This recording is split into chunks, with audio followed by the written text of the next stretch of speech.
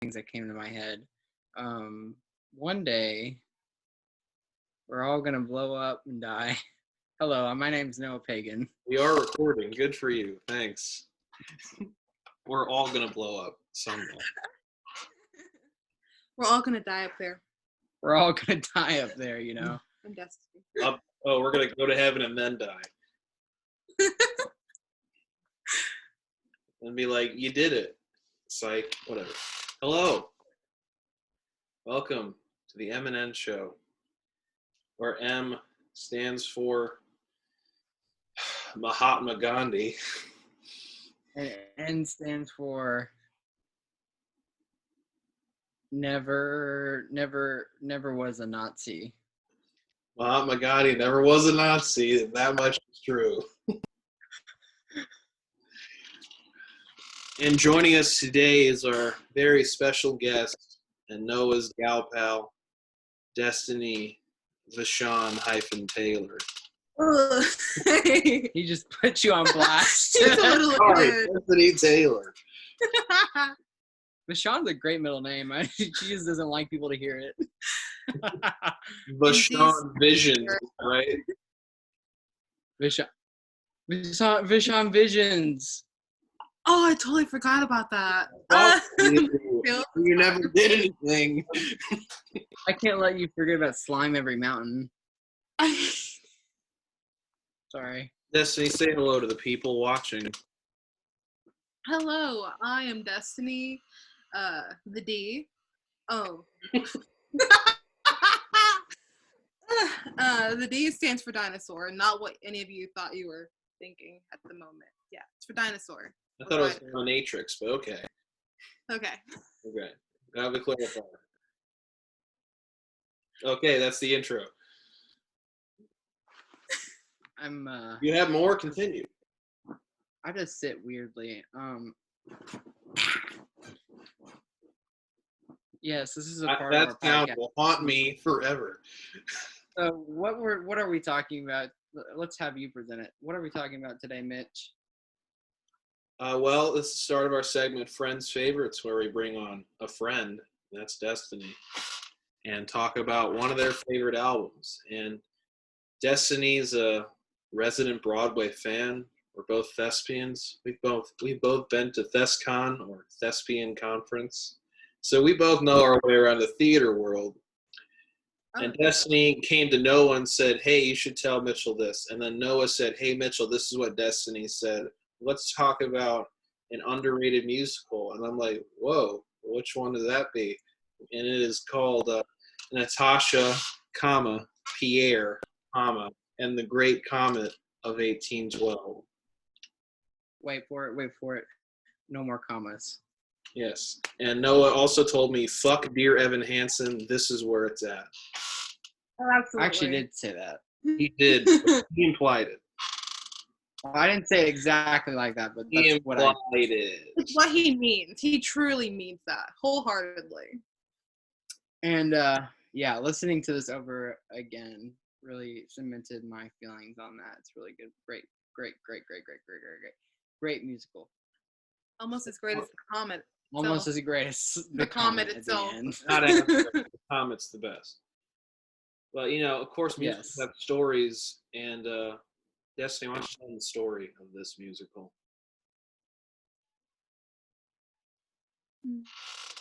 What did you say? What? The story. Of course, about the story. Musicals have stories. So why don't you tell them the story of the musical? Oh, okay. So basically, this show was basically an off-Broadway production before it moved to Broadway in 2017, and it was an absolutely amazing show. It's one of the best shows that I have listened to. It the original cast featured the person who wrote the show himself, Dave Malloy, who played Pierre, and Natasha. Natasha was Philippa Sue, who is from Hamilton, if you remember her, who's Eliza. Sure. And the musical, the premise of it is basically written from an excerpt of the book War and Peace, With the book being so long, we obviously can't fit everything into the story itself. So he took tiny stories that made up each character and copy pasted them into a great musical, and that's Natasha, Pierre, and the Great Comet of 1812. And of course, for anyone who doesn't know, this musical is about 2 hours long. So in order to go in depth on each song, at least even in a general sense, we're going to split up this video. So side one, disc one will be part one, and then when this is over, if you even have the energy, you can skip over to part two, which will probably be uploaded either the same day or the next day. Yeah, shout out to Dave Malloy, who did everything, which I very much admire. Yeah, and also the interesting thing about this musical just doesn't really. I've never read War and Peace, but it doesn't really sound like a. Even though she said it was like a copy and paste sort of situation where it's like, oh yeah, I took this story and then wrote a musical around it. It doesn't really feel. It feels new. Yeah, that makes sense. I of course have not read War and Peace. My really only encounter with it was the character War and Peace, the villain from 2005 Sky High. I didn't even know about that until you mentioned that, by the way. The best movie ever. Yeah, the fire guy, his name's War and Peace. His dad's a villain, his mom's either regular person or a hero. Also, one of my favorite YouTubers does a video essay on that, where he basically talks about how secret Sky High is like fascist propaganda secretly. It's actually really interesting. I would definitely check that out. It will change your perspective on Sky High. One of my favorite films, so maybe I won't, but maybe I will. Probably won't, but we appreciate it. It's good though. Thank you for your input, Noah. Now let's skip over that completely. Okay. So let's talk about something that's not fascist propaganda. Great Comet. Yes. Great Comet, shorthand. So, yes, disc one. Start with Prologue, of course. So, Destiny, why don't you kick us off since your suggestion. Thoughts on Prologue? So, if you were to basically summarize the entire show within a song, that would be the first song of the show, and it's Prologue. Yeah. And if you continue listening to it, each introduction of every character, it's basically exactly as they are introduced. You start off with a big door closing, and it symbolizes someone leaving, and it's Natasha's betrothed fiance Andre, who is going off to fight in the war. Yeah. And she's basically left to grow up and revolve around other people that is not supposedly the love of her life that she's been with for a year. And each character, as we go on, we kind of figure out like exactly within one word what they are and what they enjoy doing with their time.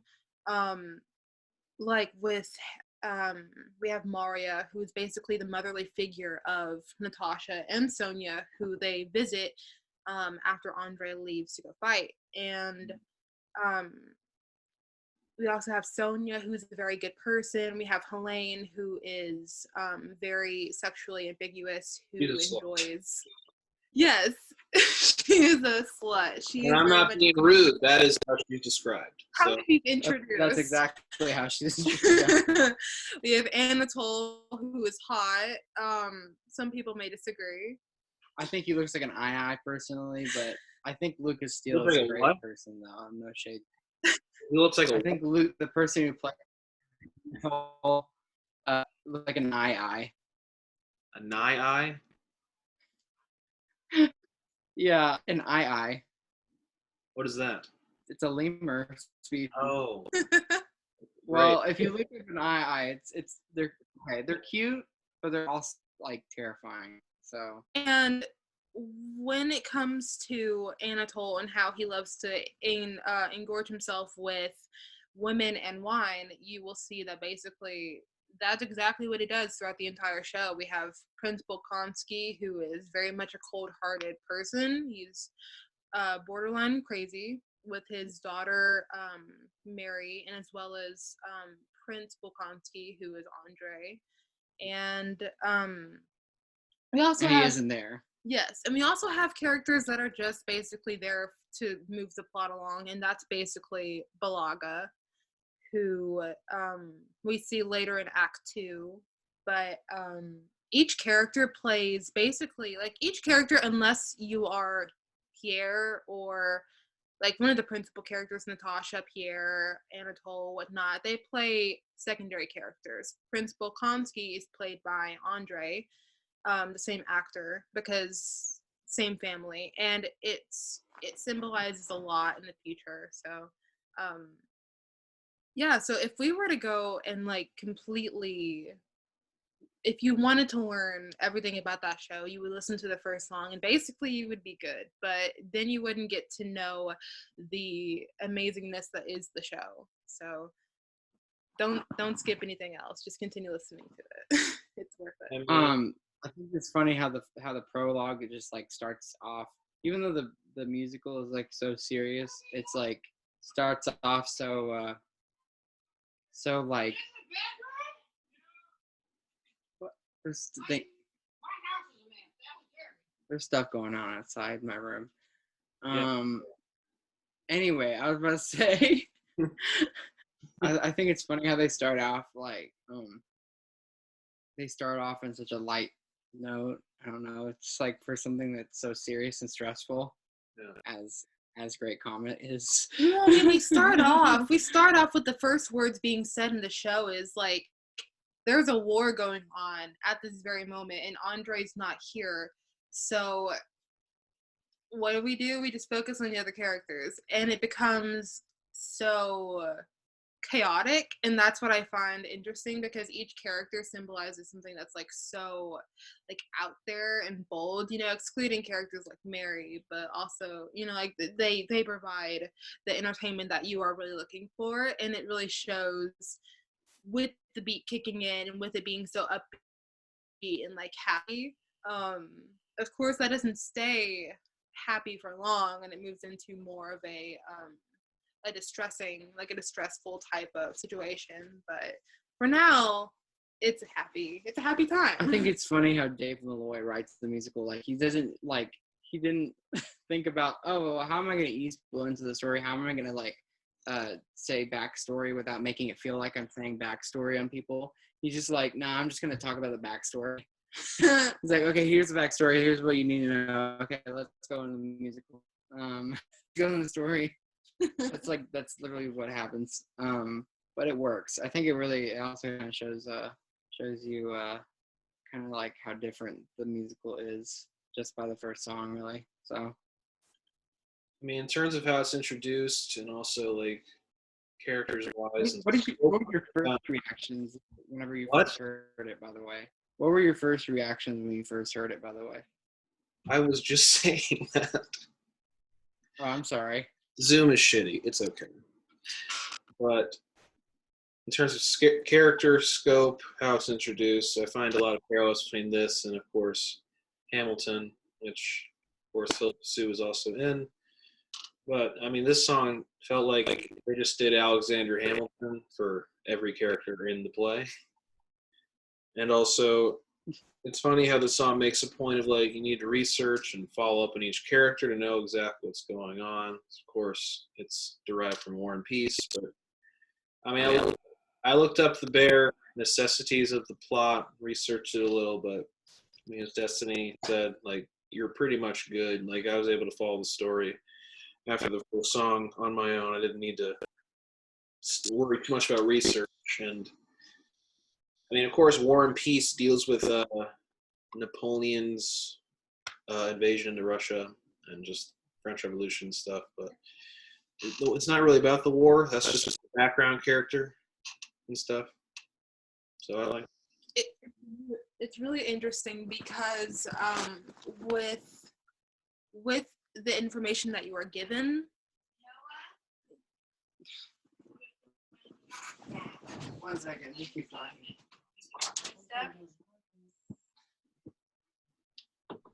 With the information given, I feel It's in the middle of the day. That's the reason why I do these at night. With the information given, I feel like you said, you can you can follow along without having to open up the book itself and read the entirety of War and Peace. Of course, if you wanted to, you could, because at the end of the show, things aren't really resolved, but they're moving towards the resolution that we've all been looking for. So if you were wanting to continue and see what happens to each character, you can. But for now, it's all we need within this 2-hour musical, and that's what I find great. Like, you can listen to it and just understand what's going on. Really, great open.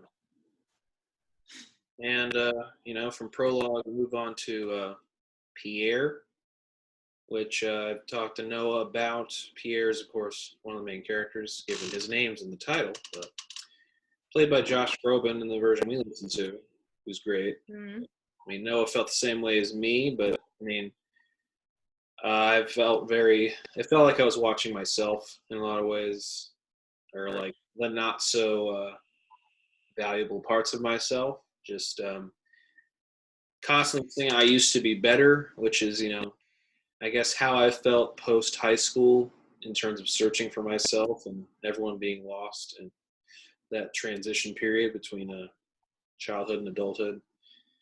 A lot of people have described me as kind and warm-hearted, but also a sad boy or a sad person, which, I take in stride because, I wear everything on my sleeve. And joke with Noah, he is charming yet has no sex. This guy. And also just his struggle of wanting to do more or be more than he is, but Right. surrounding this war going on. So This character, huh? I was just saying, Pierre's probably my favorite just because, well, character-wise, it's a great song, but just I can heavily relate. And that's something that's so beautiful about the show, again, and I will continue to say that's what's so beautiful about it, because there are so many things that make up such a beautiful show. And no matter who you are, whenever you're listening to the show, I find that you can relate to someone, whether it's Andre, and you will find out why later on within the show, or you feel like Pierre and you feel like you're just trapped and you're like, what am I doing with my life? Basically, every time Pierre sings, he is having an existential crisis, and I feel like we've all been there. But you can also feel like Natasha. We've all been gullible at one point. We've all been young, and we make rash decisions, and that's what's so good about the show, because at some point you can see yourself within one of the characters. It doesn't matter who. I mean, if you're like Anatole or Helene, like, don't talk to me. But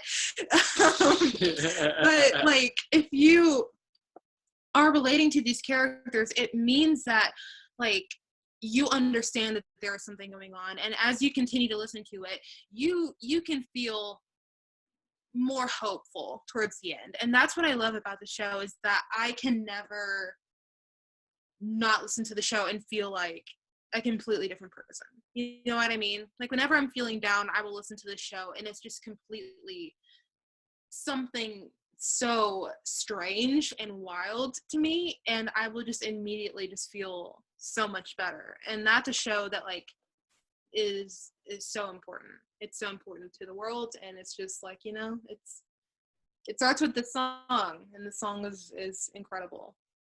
I think it feels like what were we gonna say?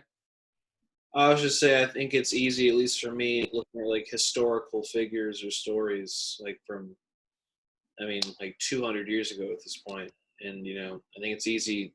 It doesn't seem real that things 200, 300 years ago were a thing or happened, just because, I was born in 1998. That's far, far off from anything that happened here. But so it's hard to relate to characters who are so far not forgotten, just living in the past. But people you can relate to people in 1812 of all times. It kind of relates to the human experience as a whole. Just everyone goes through it. Everyone has to deal with the struggles of being human. So it's cool to relate to someone who's like 200 years older than me.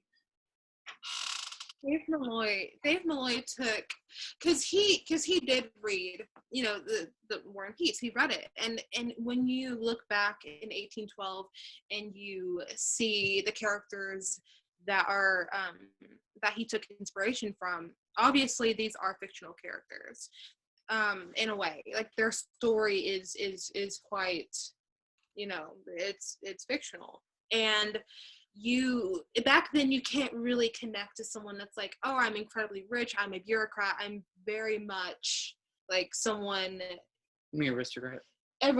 Yeah, if you will. My poor choice of words. But if you like look back then, you can't really relate to these characters, but Dave Malloy saw something within these characters, and he was like, I can see how I can turn this into a story where people can relate heavily to each character and feel like this is actually what happened, this is an actual story. And what Noah and I were talking about last night was the fact that it feels so real, and as you are watching these characters progress throughout the story, you're just like, you see yourself making decisions like they're making, and you're just like, don't do that. It's like watching a scary movie, and you're like, oh, don't go in there, you know what's going to happen if you do.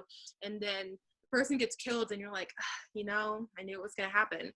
And it just seems like something so real, and no matter which character you root for, like, you know what I mean? Mm-hmm. It's the thing that's cool, like what you said, it's like, the thing that's cool about this, a lot of the songs in this musical, that everything feels like it's, like you just said, happened. I don't know if that's necessarily because of Tolstoy and like how he wrote. I'm sure that's probably part of it, but I think it's just also the way, I think also, like, in terms of the musical, I think Dave Malloy does a great job in terms of writing for the musical. Something that I noticed when I listened to Pierre is that I feel like his character is kind of like represented. Like, I feel like different characters in this musical are represented by different instruments, and I feel like the string section is really connected to Pierre and all of his songs. Also the piano, but specifically in this part, was there both piano and string section in this? Oh, absolutely. There wasn't it. When it comes to this song versus like the other songs that the characters sing, like, you can hear like there's an orchestration, as well as the harmonies in the background that provide something like so eerie. Like, during the I Used to Be Better part, like, it's just like his mind at the beginning of the show, you can tell that his mind is like, he's very much a depressed person that's like, he's very introverted, does not enjoy going out because he just feels like he's not going to have a good time no matter what. And he thinks of the days where he was like, I was really good close friends with Andre before he went to the war, and I used to be a better person, and now I feel like I feel trapped and I don't know where to go from here. And everyone's related to that at least like once in their life. Yeah. You know what I mean? So with the eeriness in the background, like, it definitely provides like the mood of the character itself. And as it goes along and as he develops as a character, it changes.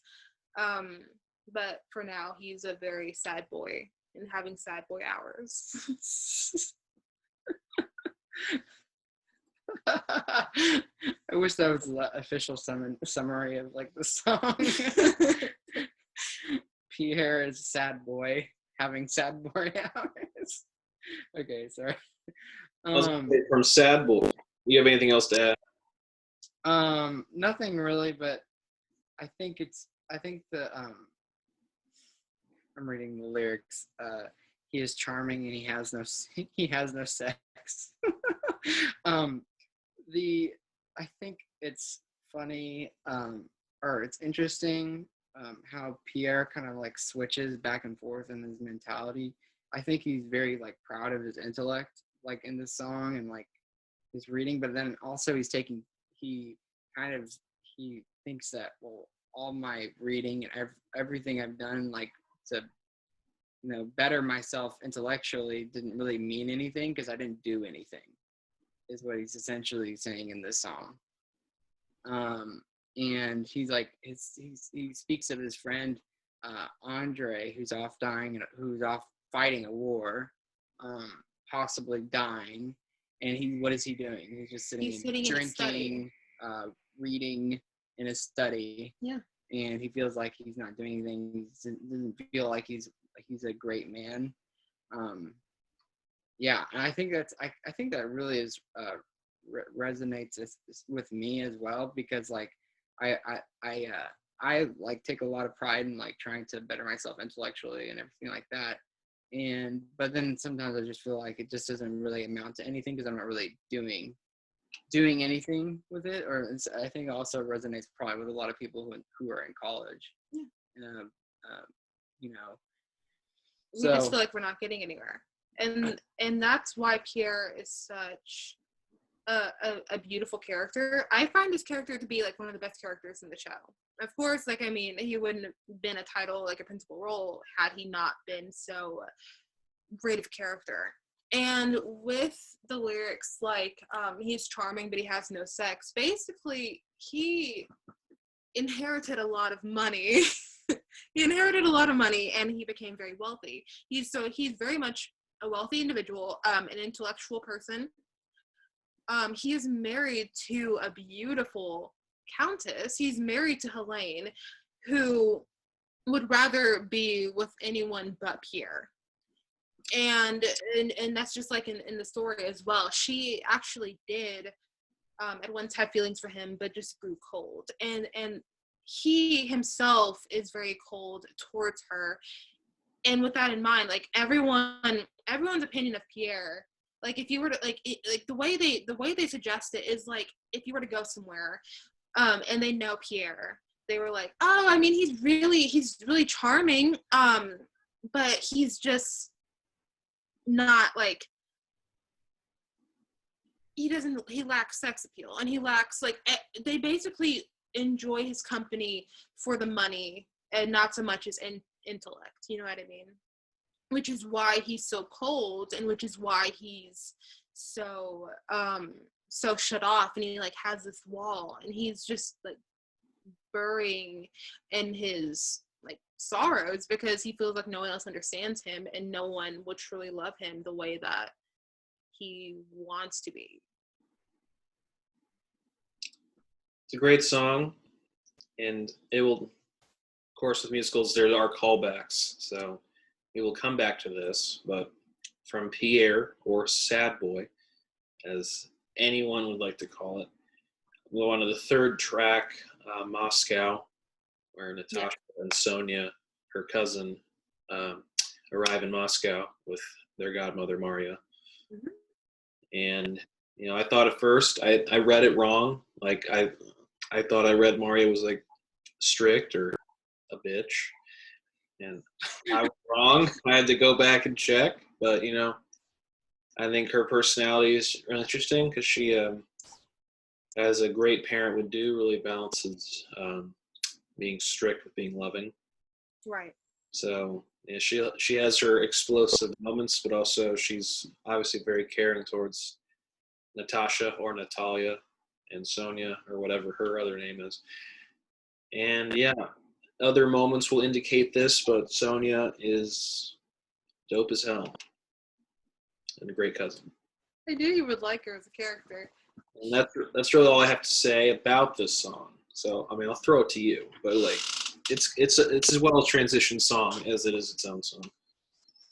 It is a song that basically moves the plot along, but you can also get a good deal of information from this song. Natasha and Sonia, they both arrive in Moscow and they meet Maria. This is when she is officially introduced as her character, and she is very much an old-fashioned soul.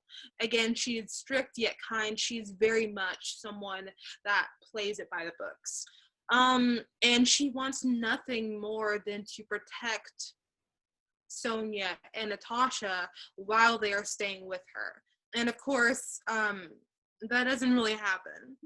She tries to, but it doesn't exactly go the way that she would hope that it would. And she basically says, she talks about how fond she is of Natasha and how much she loves her and how she's basically the favorite of the two.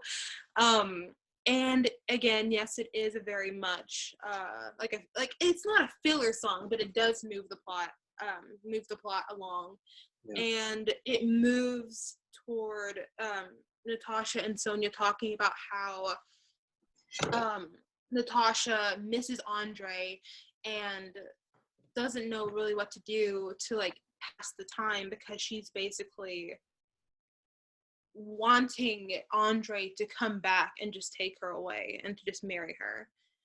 But of course, you know, he's off fighting in the war. So with him being gone, she tries to pass her time by spending time with Sonia as well as Maria, and going to town and going to different events, meeting different people.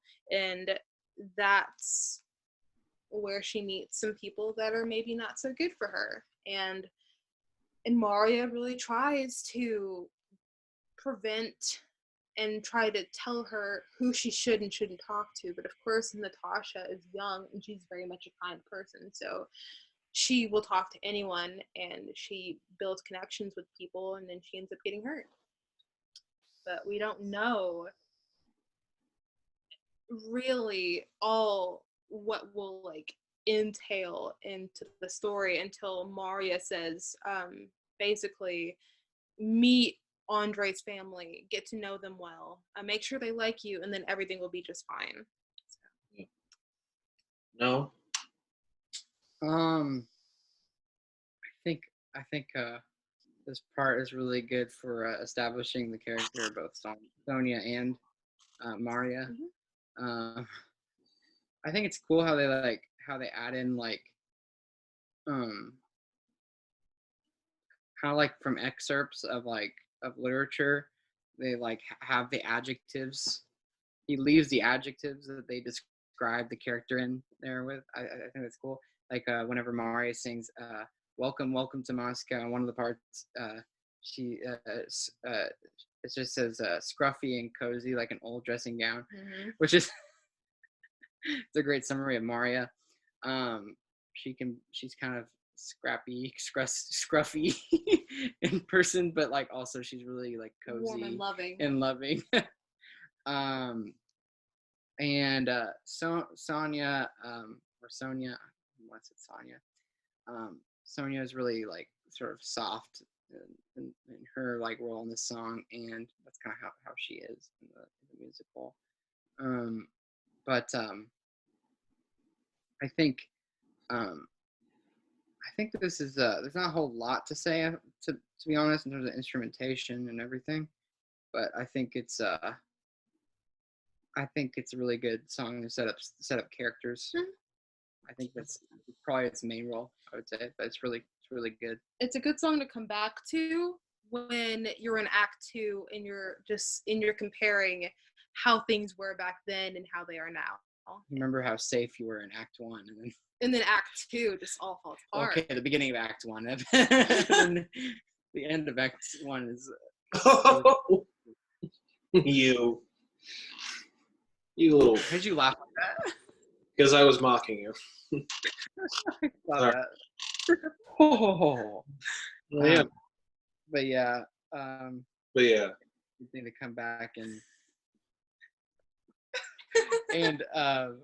think about how safe you were in this part. Remember when you had the guidance of a lovely yet strict godmother? Now look what you did. Yeah. And from Moscow, the story moves to Andre's father and sister in the private and intimate life of the house. So Noah, why don't you start us on this one?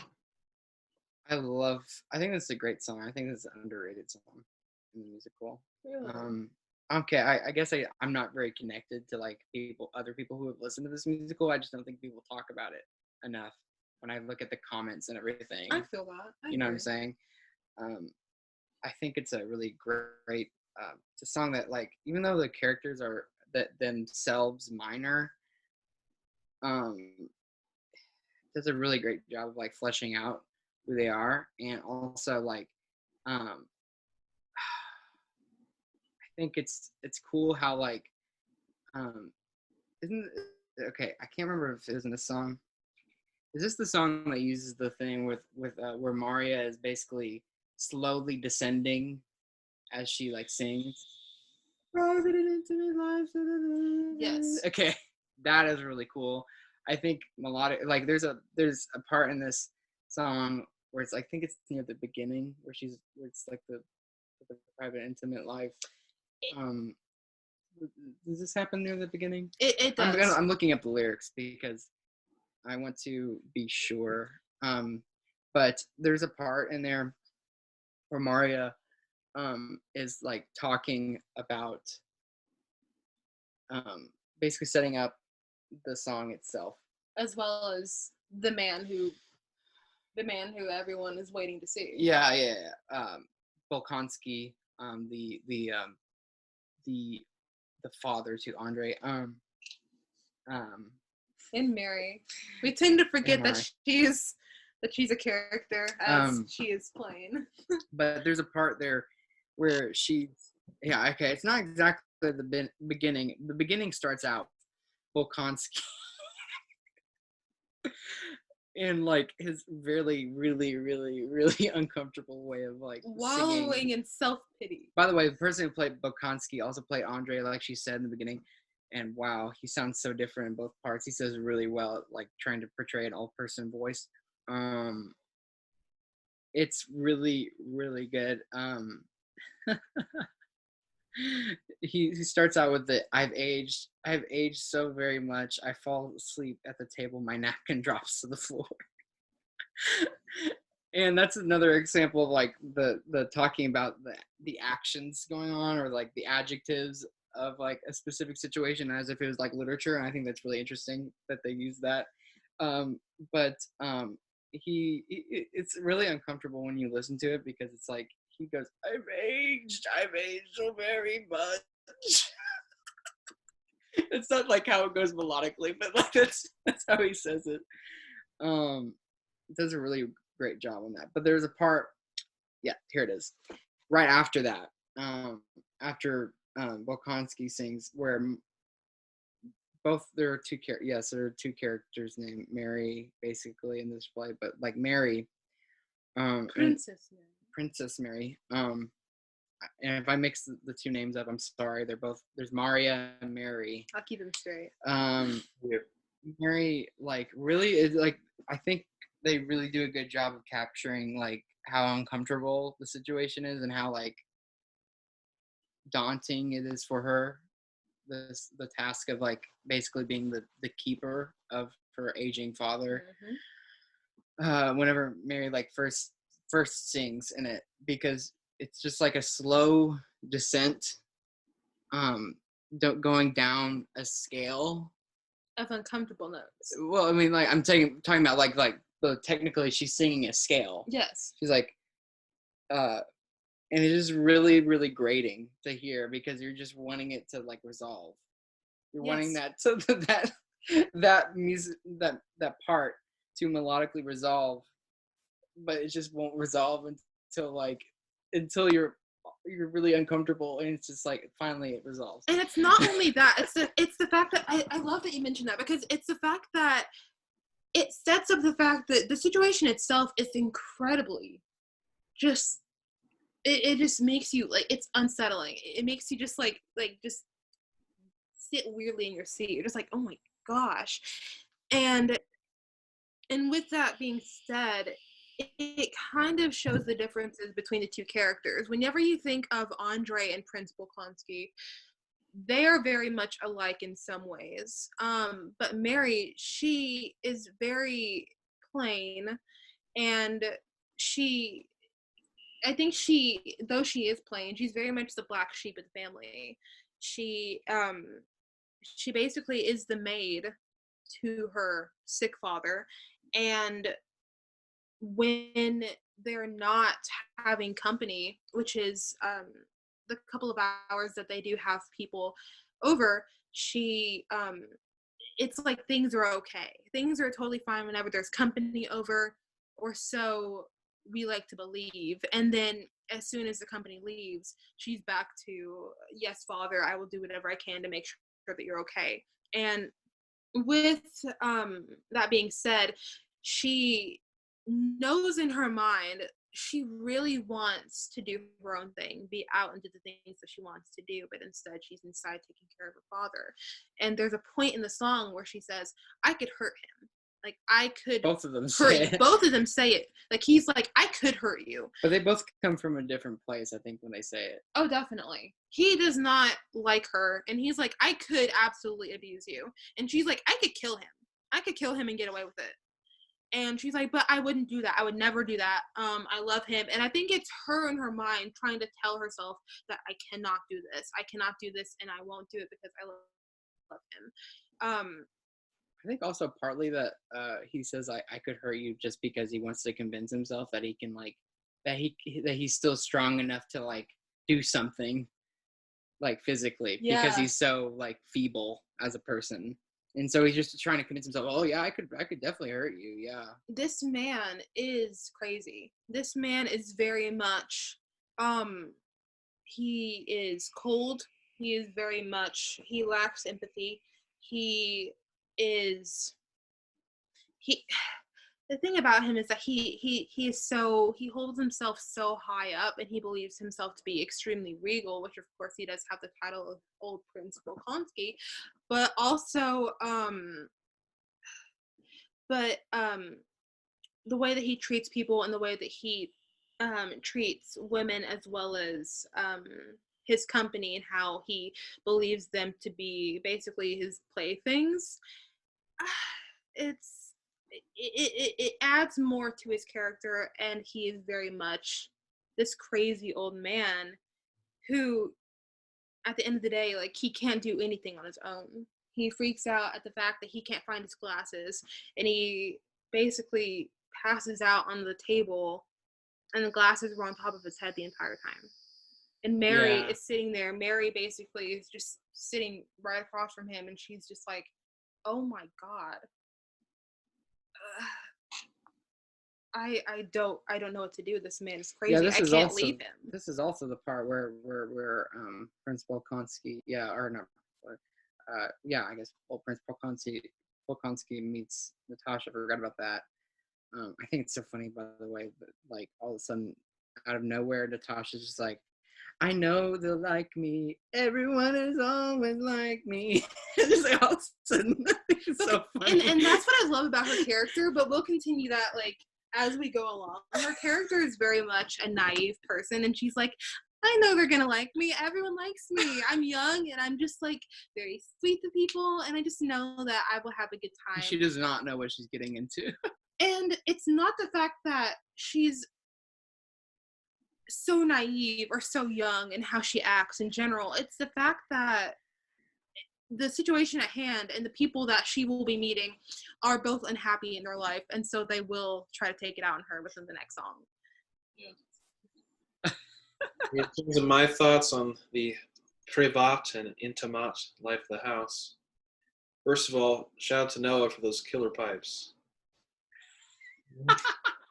Second of all, elaborating what you guys said, I mean, I noticed the parallel between how both of them said, I can hurt you, but I think the fact that Mary said, I never ever would, and he didn't, kind of emphasizes how cold and cruel man he is, because I think he, also to prove his strength, also, it seems like he does or will eventually hurt her, just because he has nothing left, I guess. He also like spends half a song talking about sleeping with a French prostitute because he has no one left.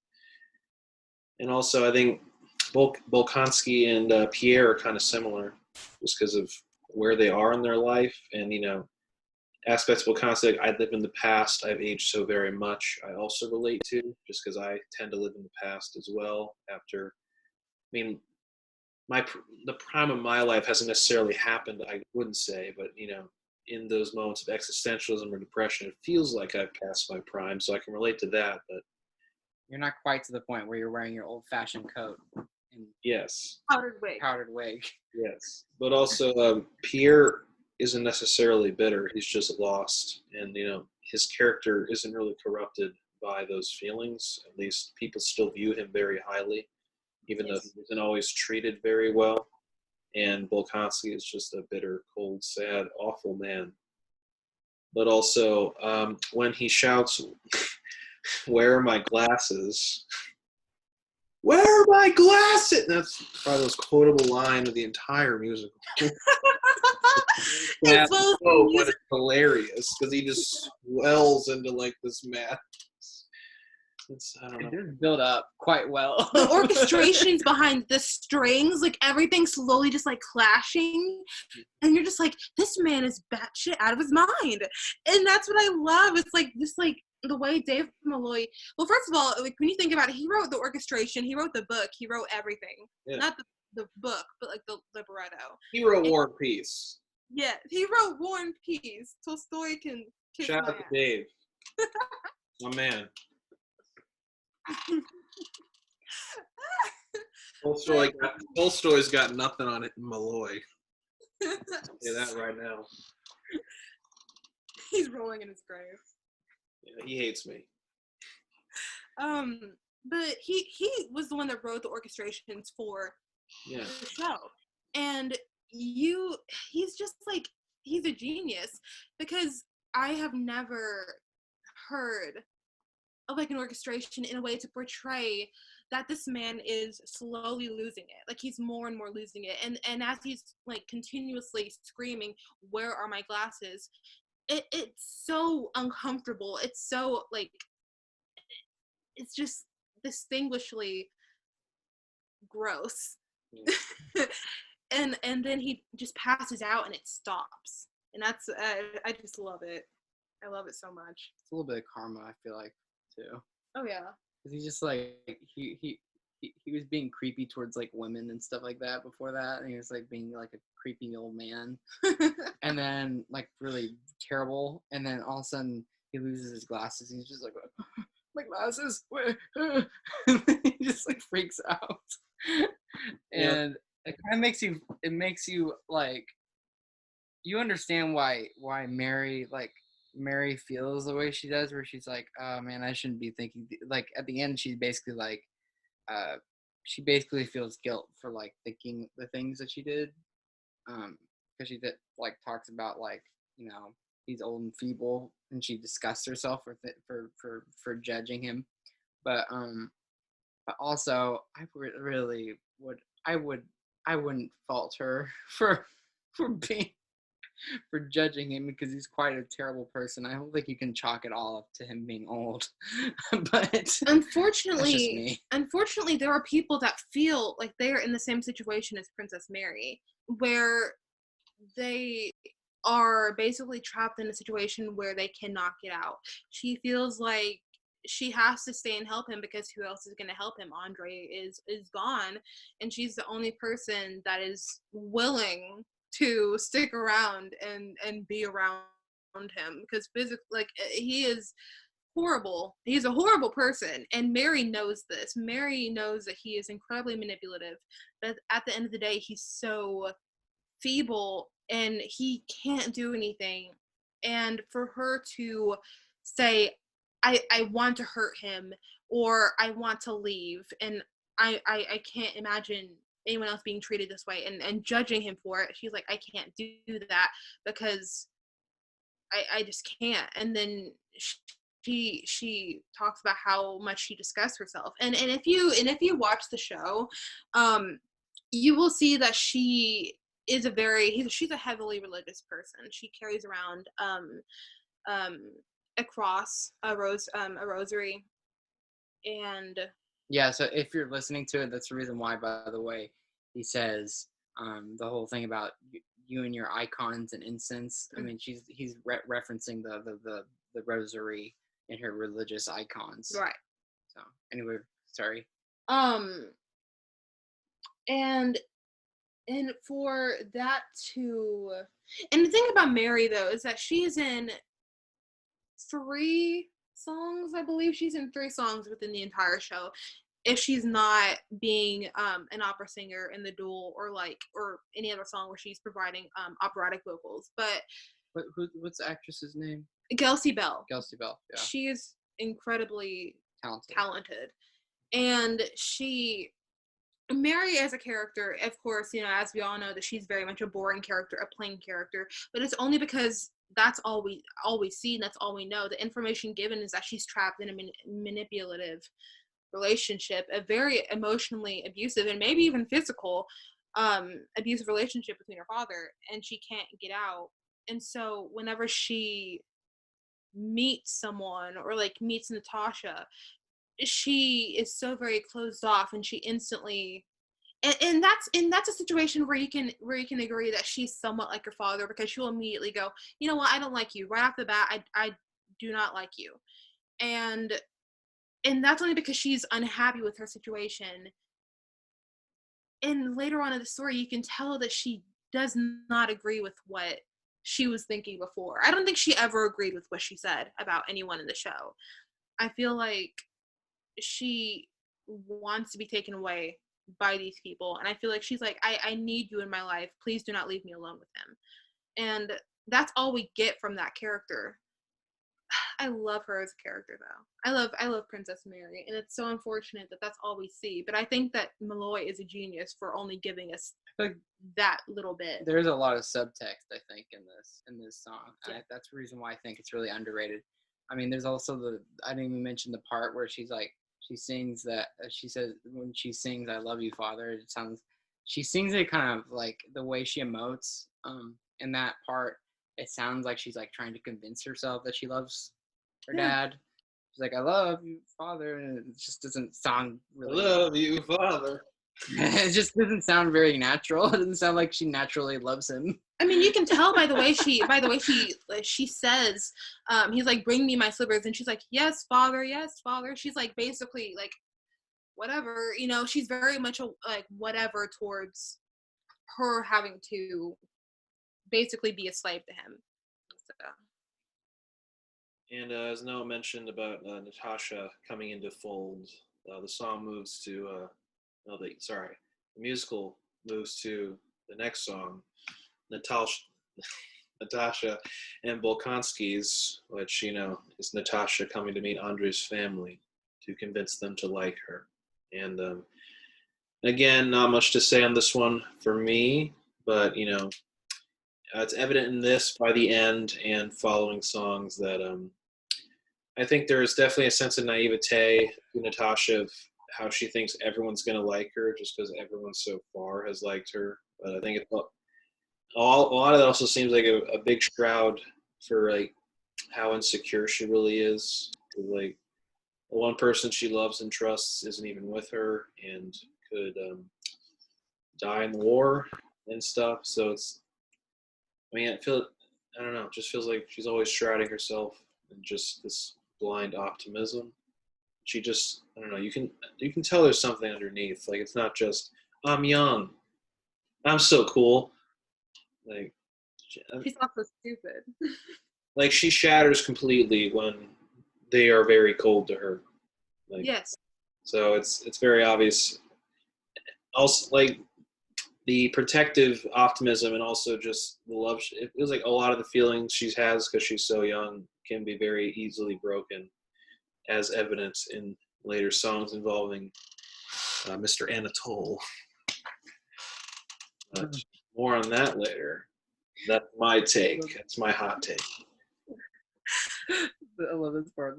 Oh, hello. So, dissecting this, I love this song because the fact that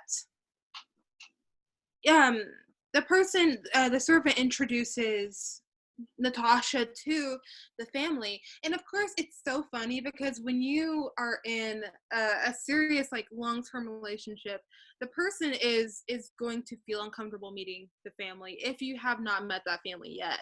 Of course it's always like, this is a weird situation, I don't know what I'm going to talk about, hopefully they like me. And Natasha right off the bat, she's very much confident that she can just come in, and if Andre likes her and everyone else likes her, then why won't they like her? So Mary greets Natasha with a very much shrunken type of greeting, like, oh, hi, come in. And then Natasha's immediately like, hey, what's up? And she's very just extroverted, very loud. And in the way that it's set up, I'm going to talk about how the staging is for this show. The staging, where people go, is pretty much anywhere. And it's crazy because each show is different. The stage is set up, and there's audience members sitting on the stage. There are audience members sitting outside and watching it from afar. And there are people sitting within this circle. And Natasha and Mary they have their meeting and their introductions in front of the audience within the circle. So it's a small circle of people, and they're all sitting there. So it's really nice to watch their faces as they shrink into, like, this is really, really unsettling. This is really uncomfortable to watch as they interact with each other. And so they sit, and they're very much just like, oh, hello. I don't like you. And Natasha's like, oh, I don't like you either. And then there's a specifically gross chord that's like a dissonant chord that's so clashy and gross that just makes you feel talking about the part where they sing constrained and strained. And it's like you're just pulling at something, you're twisting it, and you're just like trying to rip it apart. And like as you listen to it, as well as if you watch it, it's uncomfortable. It physically makes you feel like just like you want to turn it off. And that's what shows their relationship, is obviously that it's really awkward for them to be meeting each other, especially when they immediately right off the bat say, I don't like you. Yeah, it wasn't even really like a harmony. It was like they're clashing. It's like, I guess it is a harmony, but like it's they're like basically only as like, it's a minor, like a what's it called? You know, like a minor second interval, the boom boom boom boom. It's both of those. That it's like that interval, like it's both of those notes put on top of each other, and so they clash a lot because they're so close together. But like music theory wise, I can't really like it. The interval is a minor second, though, if I remember correctly. The minor second interval. The people that don't know music theory, it's like taking two magnets, and instead of connecting them to the actual magnet part, you just go like that, and you try to make it go the opposite way. And obviously it's not going to go. So you're just like, oh just no. Forcing them. You're trying to force them to. But yeah, it works really well. What did you think about that part, by the way, Mitch? I want to know what your reaction was. Sorry, I was just being a dick to you.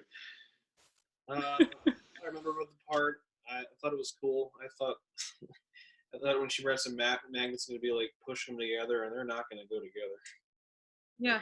There's the force between those, if that's what you were referencing. But I liked it when I remember of it, yeah. But continue on your spiel. Yeah, that part was really, I feel like, really good. But like, I think this song serves mostly to basically give a background to like, or shed light into like how Natasha's feeling in this new setting that she's in, and how basically she feels really abandoned, even though I know like Andre's had to go to war, but like I feel like she feels like really alienated in this situation and abandoned. But I mean, obviously she's not angry at Andre, but she seems to feel like abandoned, like there's nobody here. And that's what's so funny, is that both of them talk about how they're so different when in reality they're quite alike. They're both upset in a way at Andre for leaving. Natasha. And yes, of course, Mary and Natasha are both upset because Mary, she doesn't want to have to rely on taking care of her father for the rest of her life, in case Andre was to die while fighting in the war. And then Natasha is wanting him to be there with her, and I know for a fact that had she gone with him to meet the family, things would have been maybe a little bit different. It would have still been maybe a little bit uncomfortable, but with him being there, it would have been a little bit more of like a comforting thing to her, and she doesn't get that. This entire song, if you thought that the last song was uncomfortable, this one's even more uncomfortable, because you have Bolkonskys saying, I don't want to see her, I don't want to talk to her, you know. And then he says basically, I oh, this is her, this isn't really who I was expecting. I don't really dress for children or peasants. And Roaster. he basically just like talks down to her face, and the whole conversation is basically awkward. And it's even more awkward because he's basically naked. He is in his underpants and he's just standing there, and he's like, well, you know, I don't talk to children or peasants. And he's just standing there. He doesn't dress up. He doesn't dress for anyone unless they're of his status. And then he leaves. Dick in more ways than one. Nailed it. That failed. Okay, never mind. But yeah. And this end leads really well, like really smoothly to the next song, which I forgot. I always forget the name of this song. No One Else. No One Else. Thank you. Which I'd like AKA the Disney princess song of the entire show. Yeah. I'd like to start just because I really like this song. First of all, this is the end of the song, Natasha's just really upset and longing for Andre, so this song is just singing about Andre, missing him. And I mean, I think it has beautiful lyrics in general, just like first time I heard your voice, moonlight burst into the room, and I saw your eyes, and I saw your smile, and the world opened wide, and the world was inside of me. Or the snow and the moonlight and your childlike eyes and your distant smile, I'll never be this happy again. Stuff like that. It's a romantic song, and you know, songs like this or later songs like Dust and Ashes or Sonia Alone, or I mean, those are songs I could see covering. Like they work on their own. Like they don't even need to be in the place of musical. Like they could work just as original songs. Absolutely. But also, when I listen to these albums and do these podcasts, I read along to annotations and lyrics on Genius, which is the best lyrics site on the internet. And there was a line in the song that was, we've done this all before. We were angels once. Don't you remember? Yes.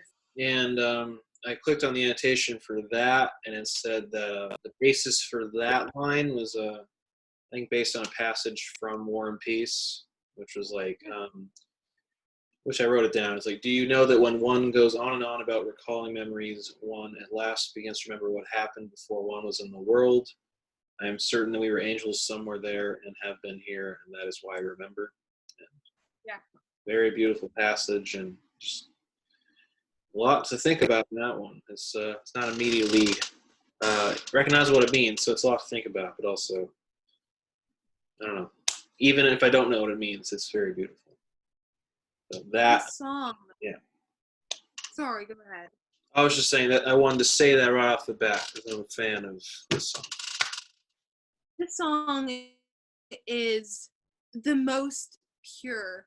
And you know what? I can't say that. I feel like this song is very much, in terms of Natasha as a character, I feel like this is the most pure song for her. And watching the show and seeing the way that it's set up is basically she is sitting and she is looking up at the moon and she's reacting to it, she's interacting with it, and she's thinking of him, and she's dressed in this white fur coat, and she just it's so pure, it's wholesome, it's almost childlike, and she's just standing there in the snow, and she's just talking about and thinking about how much she wishes that she could be with him, or vice versa, or just to hear him, and talks about how she felt when she first met him. And it's it shows how immature she is, because whenever you first feel yourself, or when you think that you have fallen in love with someone, you immediately are just like, just with it, and if you call it, like, you could call it basically the honeymoon stage of falling in love with someone or being in a relationship with someone, where you're just like, this person is perfect, and because of this I will not be happy again. I'm happy where I'm at, and I'm happy with him, and for this reason I can't find myself being any happier. And that's, I feel like we've all felt that. And of course it's subject to change as the show goes on, but she continues to think the same way, but it shifts onto different things. And I love this song, and she's so hopeful in this song, and how she's like, he's gonna come back.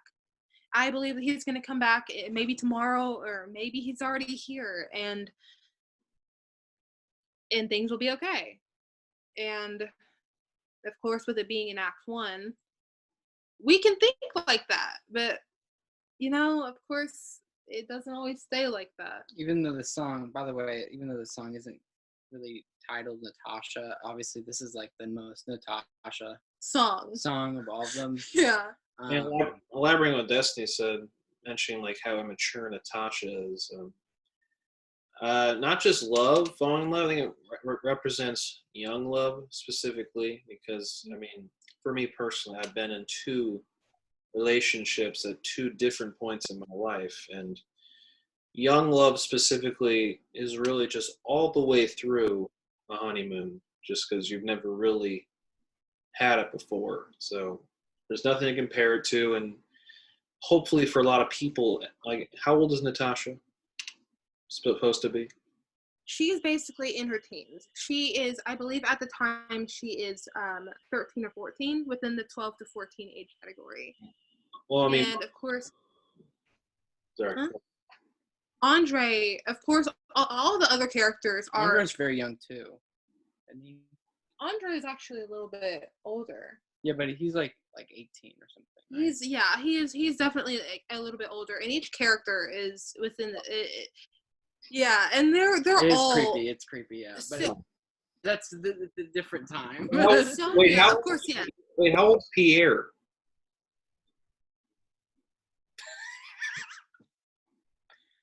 Moving on. He's like 30. He's like in his 20s.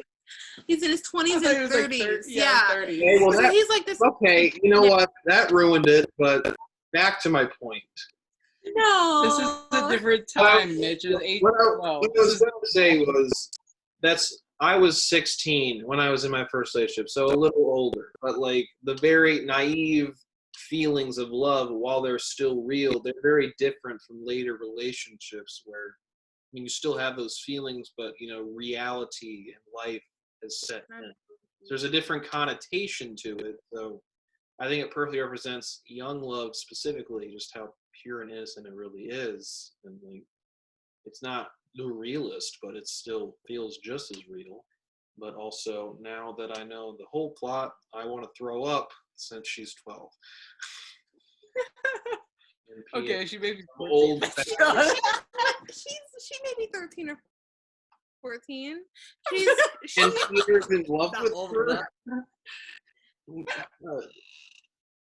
Skip. I think also like what's happening more evil too when you think about that too. But anyway. But you can't call Pierre an evil character. No, I'm not talking about Pierre. I'm talking about Anatole. Oh, absolutely, Anatole. See, Pierre is very, very, very, very. I'm saying because of course the actors are not 12 and stuff, so like it feels more okay since they're in their right. 50s. Not like some 20-year-old fawning over a 12-year-old. The way that it's barely mentioned. If you were to listen, I really wish we could cut that with "Oh, I love little girl." Sorry, like a zoom in a black and white, like edit in that part. Anyway, but the thing about it though is that it's I'm not trying to like defend it and make it okay, but when we are taking both the book and then taking inspiration from the book and making it into a show, there's lines and inspirations taken from the passages within the book, but it's barely mentioned that these characters are very older than her. Well, Pierre married young. Pierre is in like he's like a middle-aged man, yet he married a young woman, and all of the characters are quite kind of young, but of course within it's not very mentioned unless they're saying, well, Natasha is a young girl, but they never specify exactly within the play or musical how old she is, so you feel like it's okay. But then you move on into the way some things are said, and then you look back, and if you do decide to read the book and do your research, you will feel gross. Yeah. Well, I mean, Just like, yeah. Absolutely. On the Wikipedia page of this production specifically, she's 19. So yes, I feel better about that than the book, maybe, if she's 12 there. Thank God she isn't 12. That's all I care about. Okay. We can move on from that. I don't want to throw up anymore. Anyway, I was about to say. the opera. I was about to say, Natasha, on this song, I think also really cements that Natasha's, like, I feel like instrument that represents her is also piano. Yes. Because like really any part she's in, and part where she's singing, there's piano every time, and it's really cool once you get through. I'm not gonna get too ahead of myself, but it's really cool whenever you connect the instrumentation of Natasha and Pierre later on. But now we get into the opera, yeah, which is a lot, and it makes me really stressed out every time I listen to it. Which is Natasha and Sonia, maybe Maria, going to the opera to make Natasha feel better because she's a little sad girl because her husband, fiance, is away. So Destiny, start us off. It starts with it starts immediately with Maria screaming. And this is what I love about her character. Her character is so enthusiastic, but it sounds like she's like upset. So it's so fun. I love her character. People where you don't know if she's upset or like happy or just having fun. I love her character so much, but this is immediately after No One Else. So the lyrics start with like, "Stop mooning and moaning. We're gonna miss the show." And so she's basically out on the porch singing into the snow, and all of a sudden Mario's like, "Dude, shut the fuck up! Shut up, let's go." So this song is very, like Noah said, it can be very overwhelming to listen to because, first of all, this musical is nothing like I feel like anyone has listened to. I feel like in terms of the story, yes, one could point out the similarities between this musical as well as Hamilton. But in terms of the way that the orchestrations are made, there is electro. There is so many different types of, so many different genres of music within this 2-hour musical, and they just like this. In this song, as well as songs like The Abduction and Balaga and things like that, there's so much going on that it's so hard to like focus on strictly one thing. But this song gives you basically a depending on if you've seen the show or not, which I can give a pretty good insight into, one that has seen the show, and it can definitely foreshadow things. This is a song that foreshadows what's about to happen, because Natasha again starts out basically saying, "I am beautiful, and I don't look like anyone else here. Everyone's looking at me. Everyone's, they're just staring at me. They all like me. Everyone's envious of me. The men just want me." And that we enter the life of Helene's introduced. And again, as we know, from the introduction at the beginning of the prologue is that she's very much a promiscuous person or a slut. And She's a her slut. character, she is a slut. Helene is a slut. Again, that's the line. I'm not a meninist or anything. No, we don't hate Helene. I feel like Helene is one of the best characters, and she is a dream role of mine. She's just stunning as a character, and that's what makes her character her character. I feel like her character is so, like, the way she sings and the way she talks, it's growly, it's gravelly, it's very, like, sultry. And Yeah.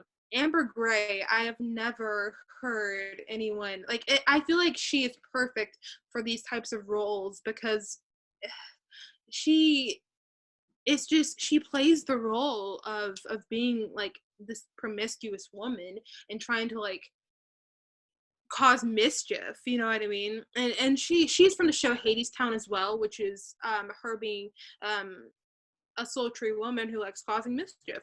So it's a very good role for her, and it's a very good type of character that she can play really well as as sing. I mean, at least the Persephone is like redeemable. Helene is redeemable. Helene is not horrible. I hope people can take from this and not say that she's a horrible person because I love her so much. I feel bad for her. Wait, how is she redeemable? I feel like she Exactly. No, okay, you guys stop. I promise. She's within the book, she was someone that was wanting to make relationships and wanting, at first she was this woman and I was like, I am excited to see what happens, and she's hopeful, and then she's like, oh, and then she becomes cold-hearted. And I feel like in some situations we've all been there, whether it's like towards a friend, whether it's towards like someone that we used to know, and we're just like, oh, I'm so excited to see where life takes us and what makes us the people that we are today. And then we just end up being like, oh, great. Well, again, That was a waste. it can be said for the book. Like, But if you're watching it for the I music, haven't read the manga before the anime, as the meme I found said, but she's definitely painted in a not so fabulous light, given how she interacts with literally everybody, and is basically cuckolding Pierre, or even when they're like dueling, egging him on or mocking him, or just. I mean, even so, in the book, from what I've read, it seems she has a better like sexual relationship with her brother than with anybody. So it's like, that's so funny you said that, and you didn't even watch the musical when you said that. That's hilarious. I'm reading annotations and about War and Peace, so it's like, maybe I'm not gonna deny what you're saying or like say that's not a possibility. I'm just saying she does seem like the worst. Like Helene, but like Anatole, of course, he's terrible. But like Helene just has this negative air about her. Like, I just thought of this. Have you watched Parks and Rec? Yes. She's like Tammy too. She is. How she comes off, she's so sexual and terrible. Just drags Ron to the mud and just transfixes him. Pierre is Jerry. I'm saying just character-wise, she's like Tammy too.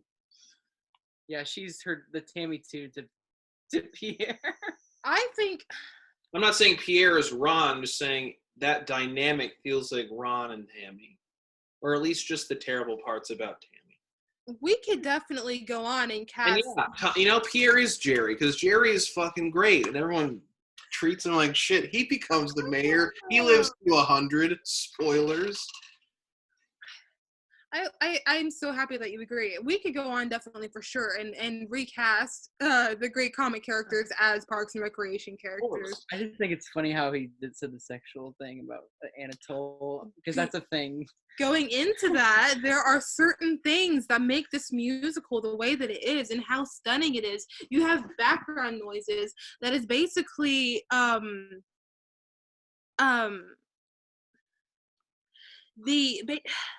so basically, with that being said, there are background noises that you can tell there's something going on, and it adds character to the show. And at one point, Helene and Anatole, which we haven't met yet, but obviously these two are related. They are brother and sister. They are the Team Rocket of the show. And basically, James and Jesse definitely fucked. I agree. I honestly agree. And Meow's just watching. When you listen to the way Helene laughs when she says, basically, Anatole comes in and and Helene is the person that introduces Anatole, and then after Helene says, and he took his place in the front row next to Dolokhov, which is a character that I incredibly love, but we can go back to. There's a noise where Helene just like laughs. And if you watch the show, it's where he takes her in his arms and just kisses her neck and kisses her arm. Anatole? So like that's the laughter. That's like her being like, playful with him. And anyone who's watching that is incredibly both confused and uncomfortable. They're like, oh no, this is horrible.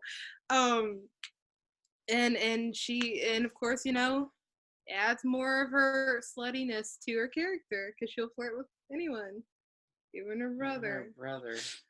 Like he said, so he's correct. So it's just really funny you said that because you didn't even see that happen. Yeah. The fact that it is the funniest thing. Like he'll just like up the neck and everyone's like, it does happen too. I've seen it myself. Well, I was reading the annotations, so like I still got a glimpse of what the play and book were like. Okay. But moving on from Elaine. Okay. Well, I actually there's something I was gonna say about this. Okay. I really think it's so cool how like you don't ever get any of the I don't know if you noticed this, but like you don't ever get any of the electronic part of the instrumentation until Anatole walks in. Literally, like that's what leads up to him. That's the what synths were so cool in this. They were very well done. Oh yes. Oh yeah, and it's just like it's cool because it shows you that there's like a new force in this story. The force is about to be unbalanced And like cold and robotic. Yes. And the way they calculated in the way that Natasha and Sonia speak, and this may be just me. I tend to take things and think, oh, this is so deep. And I'm sure Dave Malloy, if he like ever watches this, he'll probably be like, that's not what I meant. But like, I mean, okay. But the way they say an exceptionally handsome man walked in with a confident yet courteous air, and this is right before Anatole looks straight at Natasha. And so basically, Sonia, the way she says an exceptionally handsome man walked in, she couldn't be bothered. She's just like, oh, it's an exceptionally handsome man walked in. While Natasha sounds like, oh my goodness, who is this man who decides to interrupt the opera in the middle of the first act or the second act, and he just comes in and he's making all this noise. His sword is like slapping his leg, and then his spurs are like kicking everywhere. Yes, and obviously everyone's just like, dude, what the hell is wrong with you? And Natasha's like, oh my gosh, who is this? And that's what starts the whole off-putting sound that is so like robotic and cold. And that's what I love about introducing Anatole as a character, because it gives me so much of like a Frozen vibe, where basically Elsa is Sonia and she's like, dude, you can't love this guy, you just met him, like don't pay attention to him. And then Anna, who is very similar to Natasha, have you like compare the two, they're very much like, no, I love him, we have to know who he is, who is this man? And then it's great. This is where it gets really good. What I'll say about it is like there's obviously a transition, of course, with Anatole walking in, but also just the opera progressing to the end, which was very cool because it does, as it said, an avant-garde tone, and just even though I didn't see the show, and that's just like a big chunk of just not seeing anything, it's left to the imagination. It's an interesting thing. And then Natasha describing the opera is just like so off-putting and weird, and like I don't see what you see, but also kind of relates to subtext about I mean, there are a lot of things that, like, first glance, we initially hate, and then Right. just as we become more accustomed to it, just they become like just bands we don't really like, bands or artists we don't like when we hear them, just because we haven't really heard anything like them. So it's off-putting, and then you just slowly become more accustomed and favorable to it. Which, of course, like Natasha immediately like, who is this guy? But it's also like kind of describes like the transition between loving Andre and then quickly moving on to Anatole, I think. And then also like the I'm gonna be a fuckboy right now. I told this to Noah, but like literally the end of the song is Anatole enters the box, and then the beginning of the description of Natasha and Anatole. The next song is Anatole enters Natasha's box, which I'm immature. I get it, but it's like it's clear this guy wants it. Oh, absolutely. But you know what's so okay?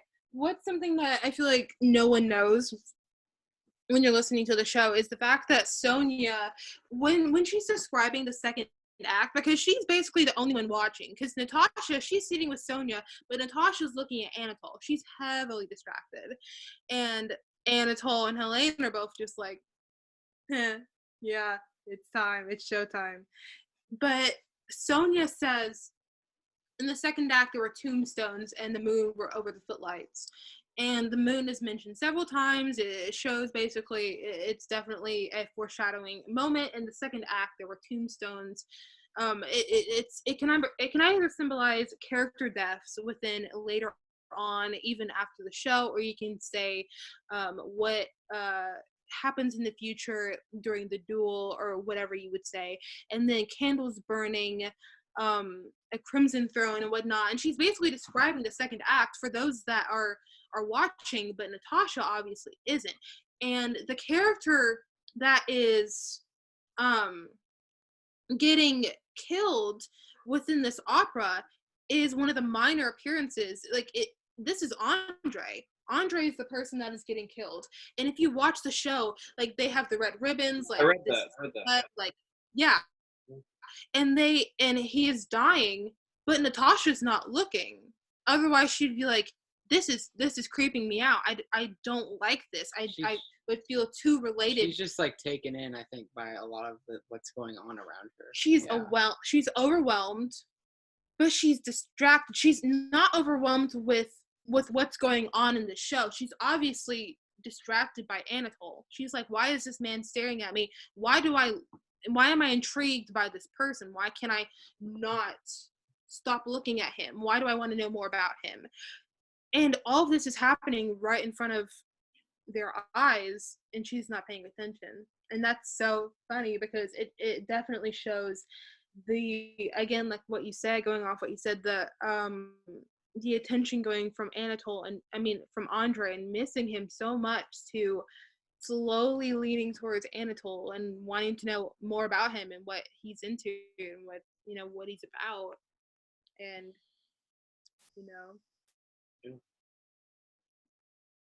Rex chaos. Anything else to add, Noah? Rex havoc. I think it's funny. I also think it's interesting though, because I think that Natasha is like really just distracted throughout the whole thing, even before Anatole walks in. Because I think at first she's sort of distracted with the fact that like she realizes that she can like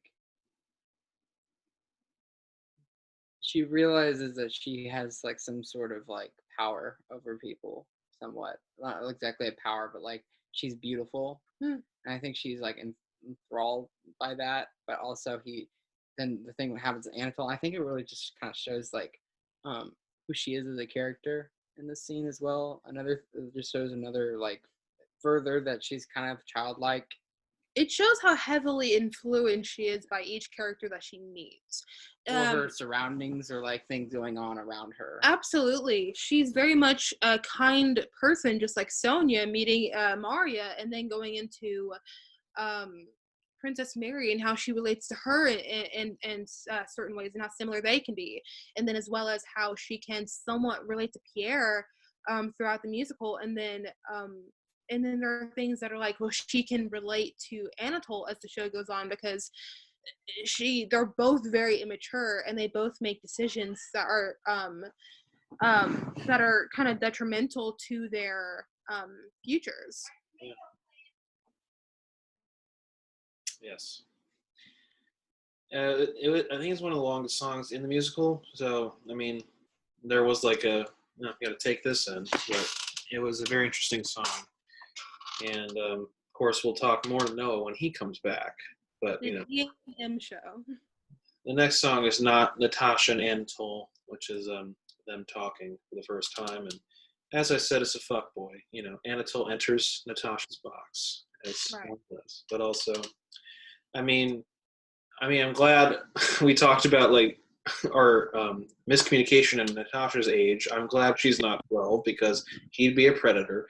But he has seemed predatory from the start because, obviously he's far more confident than, we don't know anything about Andre, so we can't like talk about his personality. We just know he's gone. And Pierre is just very meek and cuckoldish and shy and whatever.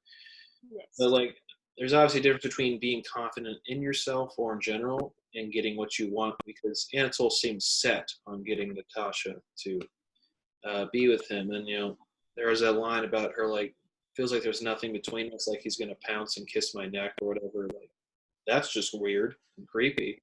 Yeah.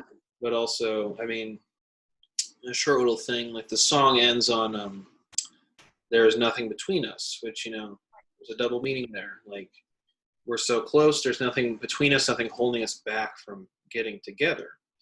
But also it's just kind of evident of how their relationship eventually pans out, and how Anatole, is alluded to not really being as human even as Natasha. So it's like there's not really a relationship there. It's just like, oh, you're cute, yeah, you're hot, let's get married. Like, there's no substance. It's just, but there's no real substance, but it's enough to get her swept away because she's so young and naive. Basically, yes. I definitely I agree with everything that you just said, because basically it shows that he's just as charming as Pierre, but he has this like air to him that's so, I don't know, like Natasha finds him to be relatable yet not, and that's so funny, because like the way she says he is sensible and simple, bold and natural, so she's like unsure of who he is as a person, and she finds what he says to be agreeable, and he's so able to convince her to do things for him. And that's what I love about this character, is that like when you hear him sing, like he's a character that like you have to admit his voice is heavenly, and the way he does speak is like you would want to do what he says or follow him around. And the way that, like you said, adding to what you said, when he's like, he may seize me from behind and kiss me on the neck.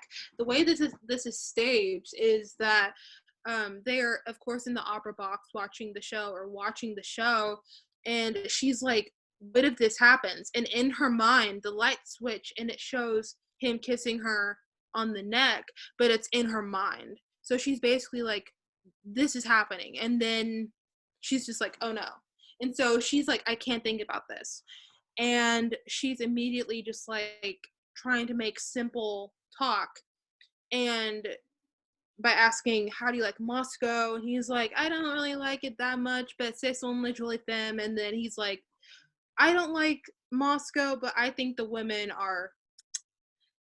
And so he's basically flirting with her, and he actually says, we are speaking of the most ordinary things. So basically, like, if we were to have like small talk and you're just like, how is the weather? And it's like, oh, the weather is great. But on Natasha's end, she's like, I don't know. I mean, I love that we can connect and talk about the weather. I love that we have this talk, that we can just connect and feel so like we just mesh. And it shows again, like, it's the subtle moments where you're just like, this girl is so naive, and she's so, like, quick to love someone, and it just shows how young and simple-minded she is, and how it ends up hurting her in the end. Also, No, it's talking about Natasha and Anatole. Huh? I was about to say, this song, I think the instrumentation like makes it really stressful. Yeah.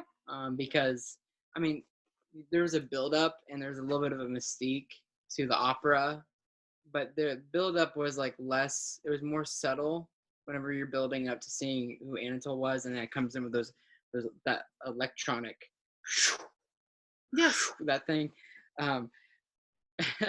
And this part is just like the whole thing is just equally stressful because you know what the tension is between them, and you're like saying to yourself, Natasha, please don't, please don't betray your soon to be husband who's at war. But like she's headed that direction. Absolutely. And I don't know what it is in the background. I think it's an oboe or a clarinet. I can't. I asked you this question. What the instrument was? We are talking about a different song. Was it a different song? This is basically what you're Well, no, suggesting. but they have the same instrumentation though. If I remember correctly, it has that like that descending thing. This is behind it, basically isn't it? percussion and electro. Oh, okay, that's what it was. Okay, it was basically like carrying over that. Okay, I was thinking about a different song, but I think it feels really stressful because of the way they do it. I think this is a very sexy song. This song is sexy. It's sexy. I love it. And here's why. It makes me Because stress. at the end, it's like she's talking about like, I feel really close to him, and then actually they're so close to like actually doing something, and she's like, well, Sonia's gone. And this is why Anatole creeps in, is because he watches Sonia leave, and then he's just like, all right, so he sneaks into Time her to box. go to Natasha's box. It's so right, but into Natasha's box, but and as they continue getting closer, she's just like, I feel so close to him, and I don't know why, but I've never felt this way with any other man. And maybe that's because she's just not as close with Andre, but she just met Anatole, and she's known Andre for a year, and all of a sudden they're close to each other, and it's like you hear her say like, your eyes, I can see your eyes, and it's because she's literally like so close to him, and they're so near, and there's nothing between us, and there's no one watching, so technically we could do this and get away with it. Also, the way that... And there's nothing between us. And that could symbolize the fact that Andre's not going to be a cock block, because he's obviously off fighting the war. So, like, he's not going to be like, Natasha, Anatole, Andre. It's like, they're so close, there's nothing between them. There's nothing stopping them from doing this. I was about to say, another thing is that I think it really shows, like, the way that Anatole sings in this song really shows the way like his character is in terms of like manipulativeness. Right. Like I feel like the tone of his singing is very much like, I don't know, like he's wanting to basically like influence you. Right. And be charming, like he's switching something on. And the way he's like he wasn't there a part where he was like trying to convince her to go to the ball. To go to the ball. And the way he sang all of the lyrics on that part were really like you have to you have to come. And then she's like, she basically just like, and the thing about it though is that there are only certain moments when Anatole can really like convince someone, and because at the end of the song, she's still like having that thought of like, I can't because I'm betrothed and I love Andre, but there's something so strange about this man and he's wanting me to go, and he doesn't fully convince her, and he has to rely on his sister to come over and basically seduce her and trick her into coming. So there's only she does. And there's like only so much that he can do.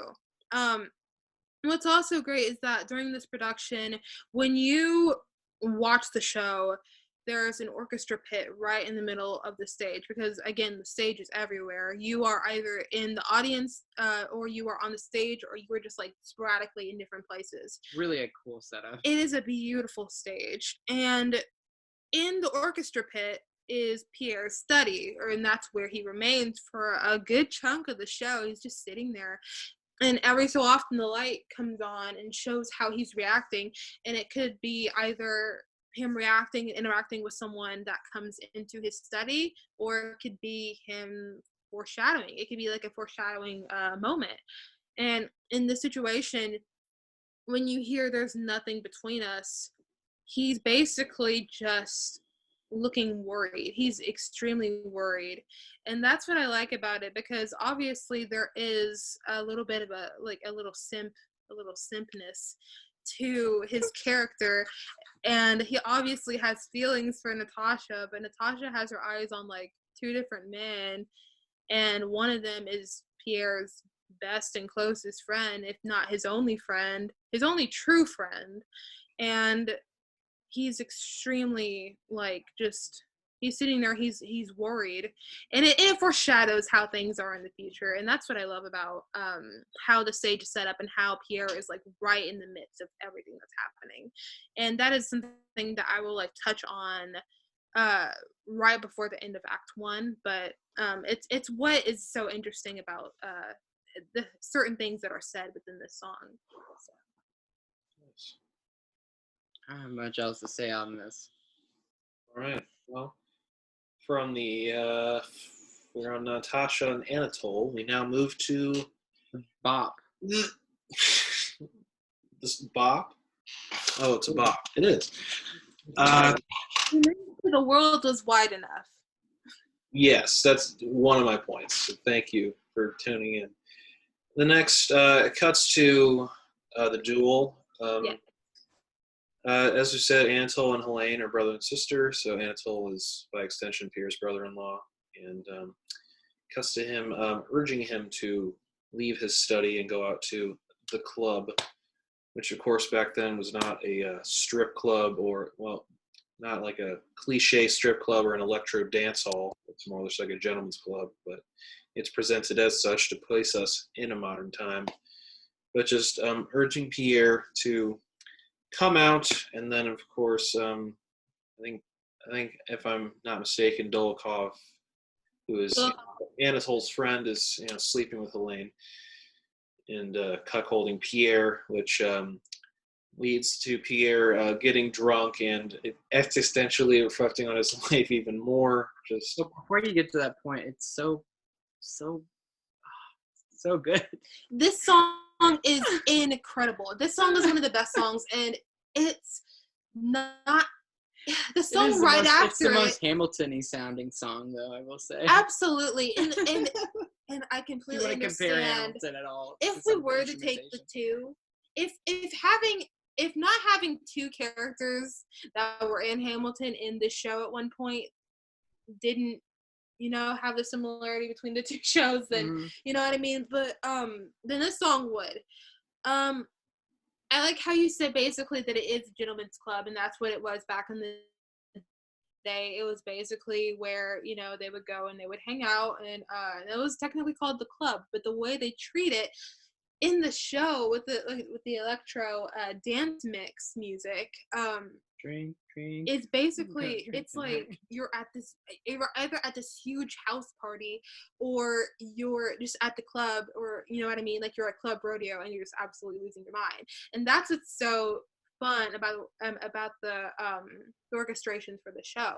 And since we can like kind of dissect this song is really kind of like a little bit too much to dissect, as well as digest. Like, you're taking it all in and you're just like, whoa, everyone was just dancing, and then Pierre comes for like 5 minutes and all of a sudden he shoots someone. But a lot.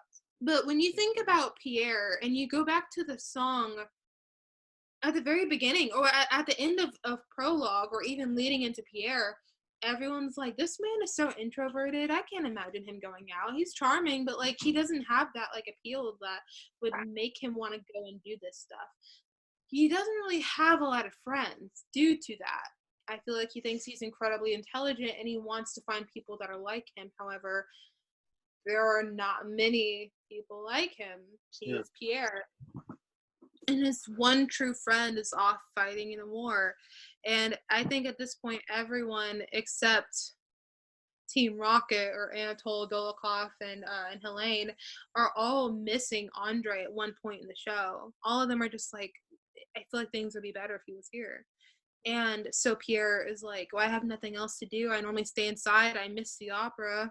So I guess I'll go with you guys. And not only does he go with Dolokhov and Anatole, but his wife comes as well. And he kind of acts as their purse. Yes, of course. And that's the thing. That's how you know that, like, the thing is, between the three people of Anatole, Helene, and Dolokhov, Anatole is the one person that I feel looks out for Pierre.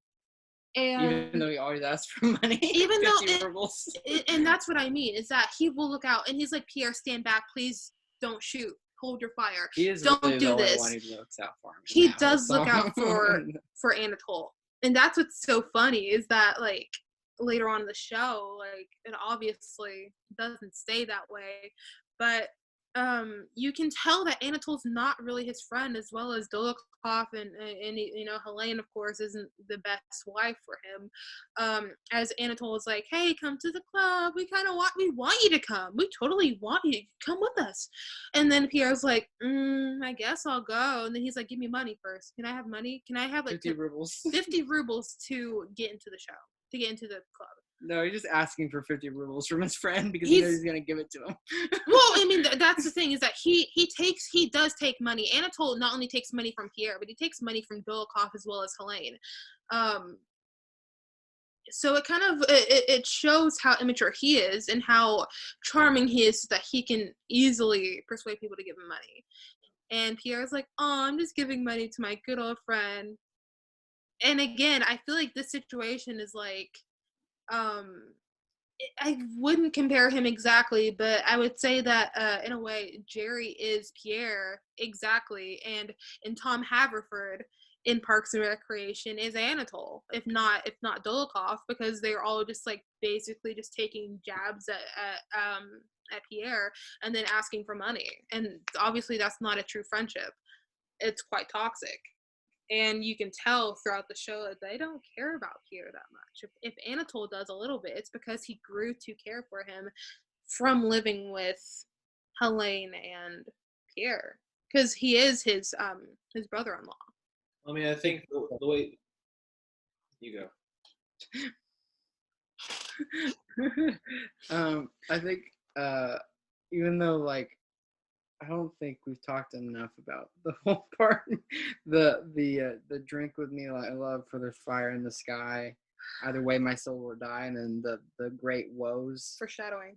Ugh, love that part. It's I love gorgeous. that part. It makes me really want to like get up and dance, but also like just like really, I don't know. They're really like, I don't know. It's really great. For there's fire in the sky. This is foreshadowing as to what happens at the end of the show. And they're like, and there's ice on the ground. They're like, just drink with me. Either way, shit's gonna happen. I also love the whole thing where like I like it whenever like Pierre breaks it down. Oh, when the beat immediately just goes like, you know, like it goes like chill. And like how they mix the like whole Russian like dance, traditional like dance genre into with the like a R&B. It's not R&B, but like a little hip hop. Boom, boom, boom, boom, boom, boom. Yeah, oh, it's so good. But I just love. I think side note, I think it's really funny how Josh Groban is like so PG and so much like, oh, your mother's favorite person, and then he's like, the doctor's worried about warned me about my corpulence. He used the word corpulence, and I just think it's so funny because it's like his character is actually very, very, I don't know. Even when he's trying to be like, ooh, I'm being being pretty like, like I'm gonna go wreck some havoc on town. I'm gonna go out in the town. Like he's like, to the people that are listening to us, as well as you guys, I encourage you to listen to the original recording, which includes Dave Malloy as well as Pierre. He, in my opinion, as much as I love Josh Groban in this soundtrack with the girl that is playing Natasha, I feel like they fit. They fit perfectly. And I feel like Philippa Sue and Dave Malloy, who were on each other's original cast recording, they fit perfectly. But I feel like, in my opinion, Dave Malloy relates to Pierre. Well, Otherwise, he would not. I mean, anyone can. I feel like the way he says. Wait, so you don't think the whole thing where he's like acting like, where like even whenever he's out on the town and he's like really nerdy, I feel like Josh Groban does it. You don't think that fits his character? Because to me, it sounds like you don't think that fits his character. No. It's this song. It's specifically this song, and it's the way that Dave Malloy sings. The doctors warned me that with my corpulence, vodka and wine are dangerous for me. And with Josh Groban, he is a very nerdy character, but I can still see that he's very lovable. Dave Malloy has like this aggressive gravelly tone to him when he sings that, or the way he like kind of growls when he sings it. He has nothing else to lose.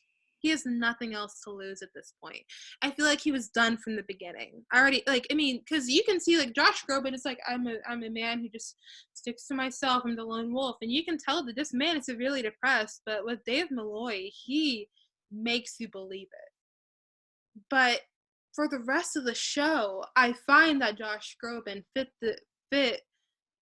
Dust and Ashes, which was added into the original Broadway cast with him. So for him to sing that, I feel like this is a song that embodies his character as well as his portrayal of the character itself.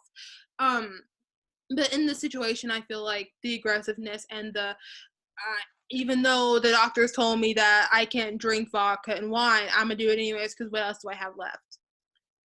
That fits Dave Malloy, in my opinion, just the way that he sounds, and it makes me hurt for him. But Pierre just sounds like this guy that like is on a trip. He's just like, well, I know that the doctor said that, with my corpulence that it's kind of dangerous for me to drink, but I'm gonna do it anyway. And then he's like, whoa, I didn't mean for this to happen. Yeah. So like, it's obviously there's like similarities and differences between the way these two characters play Pierre. And it's so just phenomenal. It's amazing. Both cast recordings are amazing. Please listen to them. And yeah, both of them are awesome. They just have different things with them. Isn't Philippa Sue is on the other recording, right? Yes, she's playing Natasha. Philippa Sue, anybody who doesn't know, that's Eliza from Hamilton. She's the first character from Hamilton that was in the show. I prefer Danae, to be honest, but I think Philippa does a really good job too, so it's actually really hard to say. It is extremely difficult to. By the way, Danae plays Eliza, doesn't she? And Danae played Eliza. So immediately after Great Comet, spoiler alert, it closed in 2017. After the Broadway the Broadway run ended, she moved over to Hamilton and she became Eliza. So it's really funny how things switch around like that. Anyway, back to this song. This song is so key to how Pierre is feeling as a character, and it only adds more because this man is obviously bothered. This man is stressed. He's anxious. He's depressed. All he does is drink and read, and so the one night where he's like, you know what, I think I can come out and just enjoy a night with my friends. He gets drunk, and the worst happens. He ends up shooting someone that comes with him, and not only that, he shoots someone that is pretty like intimate, is like not only physical but like spiritually connected to Helene and Dolokhov obviously have a relationship built outside of the marriage that Pierre and Helene have. Obviously Helene and Pierre are both unhappily wed. But Helene actually does something about it, and she goes and she messes around with Dolokhov.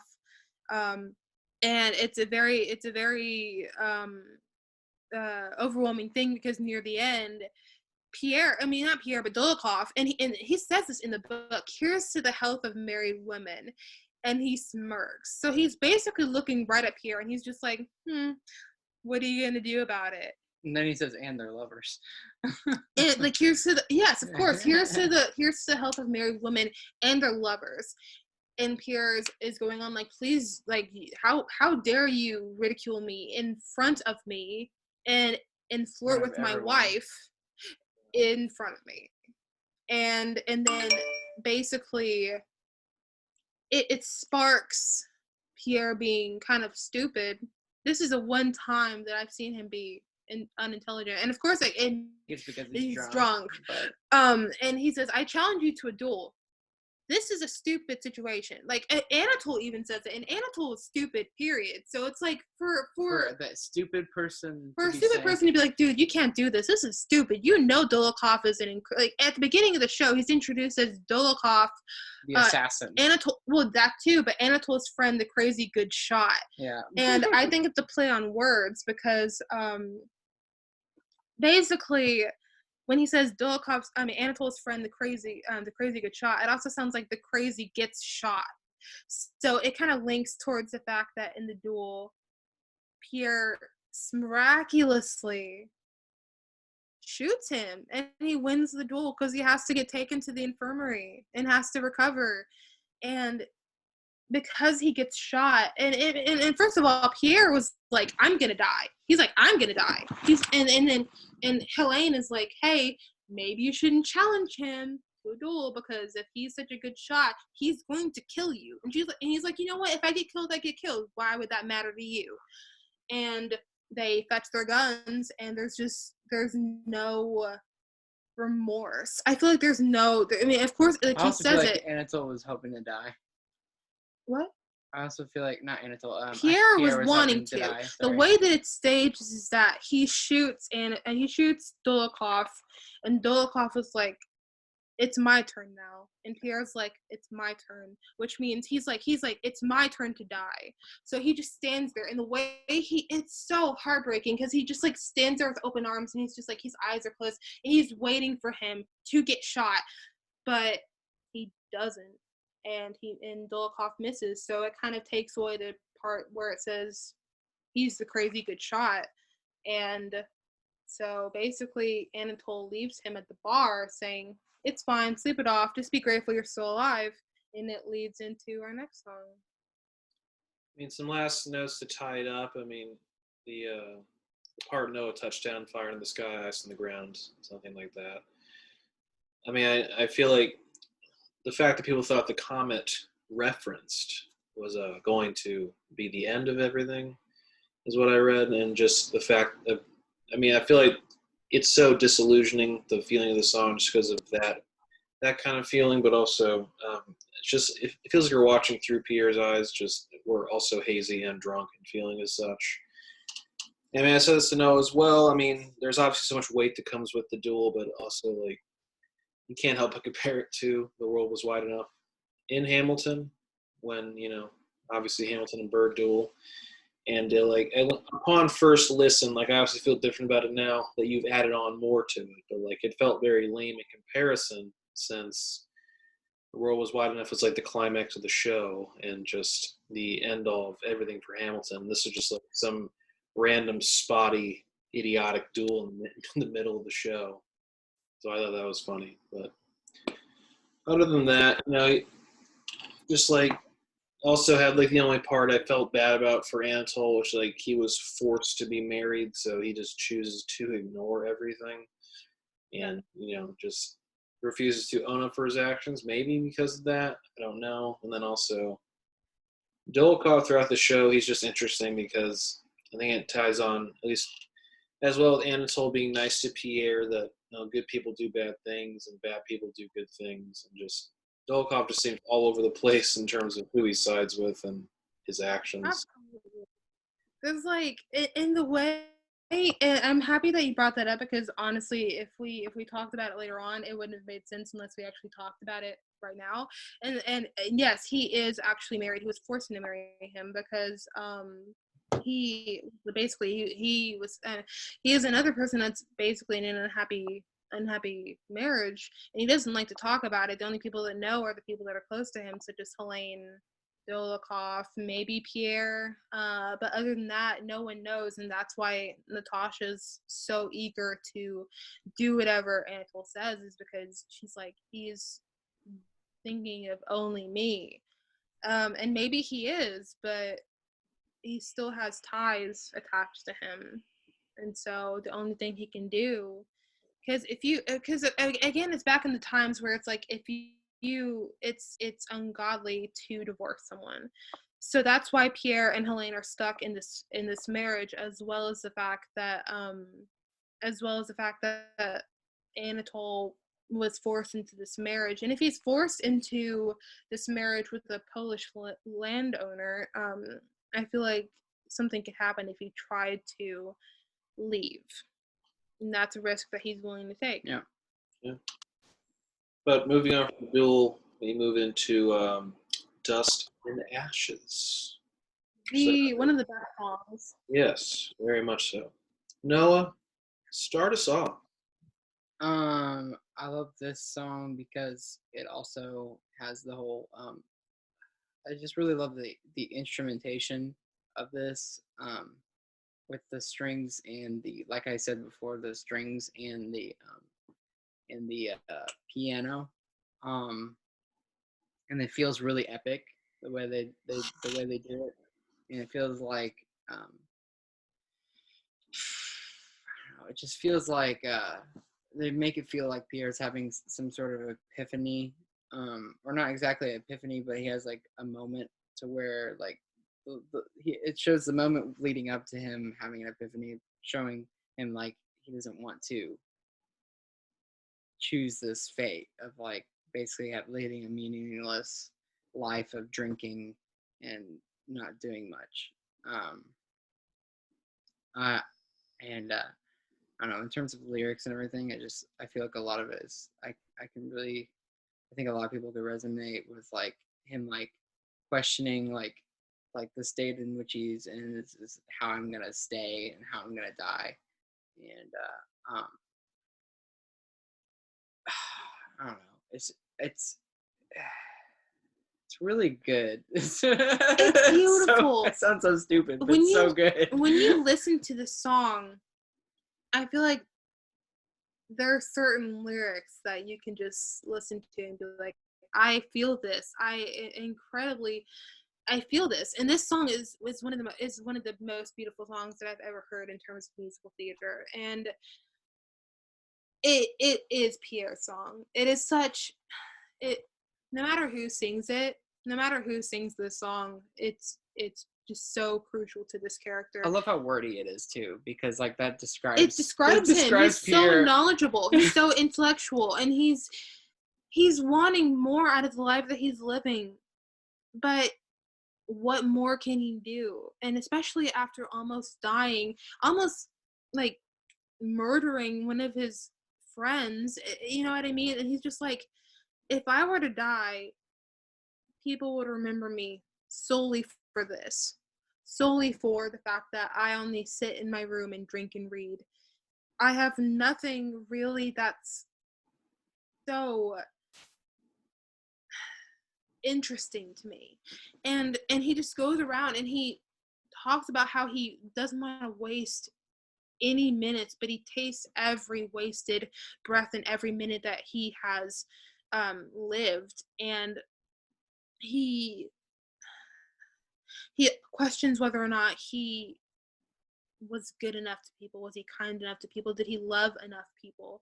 And I feel like each time he sings, he's constantly doubting himself and constantly questioning himself. I feel like he doesn't. I feel like he really needs someone to truly love him, but he also, I don't think he feels like he deserves it. Mm-hmm. Yeah. I love this character so much. It has great lines in it too. I remember the specific line I was talking about. We don't we're truly asleep or don't wake up until we fall in love, but also specifically referencing the title, which is We Are Children of Dust and Ashes, which is very interesting because, I also see that it's like by ourselves, we are nothing without the connections we make in life, specifically through love. And I mean, I think it speaks to the characters, because a lot of the characters, specifically Natasha and Pierre, don't seem to really find worth in life, or just can't see worth in life outside of the idea of love, which I think Yes. really speaks to how I felt about love when I was younger, which I was just obsessed with finding someone to love and just not really knowing anything about it, but also just the only thing I want is that. But it's also like we have to make ourselves happy, but also just it's interesting in this play, like no one's truly happy unless they have this idea of love, which I mean everybody wants in life. Just somebody to protect them or care for them or just be there for them. And Pierre's songs are, I'd say, the best, just because Yeah. they're the most relatable. You're not like looking in on something; you're feeling something. The passage taken when the lyrics are they say we are asleep until we fall in love. This is a passage taken straightly from the book, and it's a quote that Pierre he actually says. It's actually one of the most well-known passages from this section of the book, and the way it's sang and the way that he invites like the ensemble as well as the people, because the way that it is set up in this number is the fact that people are standing around the audience as well as the stage. There are so many members in this cast, and this song, like the harmonies, if you listen to the harmonies at the end during the final chorus, or they say we are asleep until we fall in love, you hear this like just heartwarming but also heartbreaking yet like hopeful and yearning type of sound to the chords that are made within the harmonies of this the ensemble are singing. They're all standing right around the stage as well as in the audience, and so everyone is hearing this, and it's kind of like basically Pierre's almost like it's like a part of his epiphany, and it's basically him being like, I'm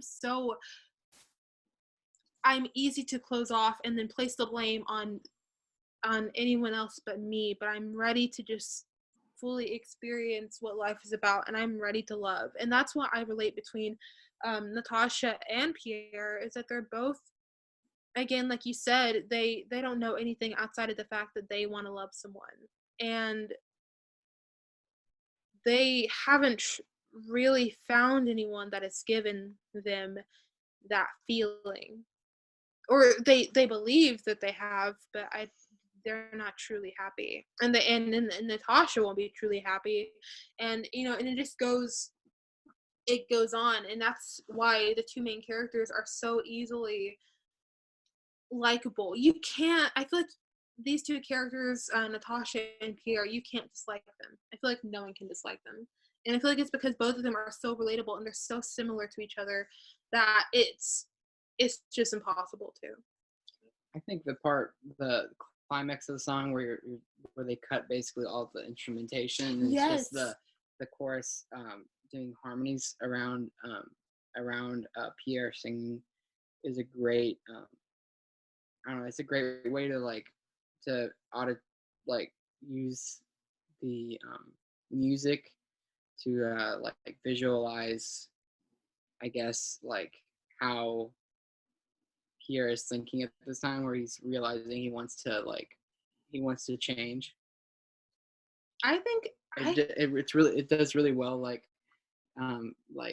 showing his realization where he doesn't want to stay stagnant where he was in the beginning, where he's just like, well, this is where I'm at and this is where I'm going to stay, even though I don't like it.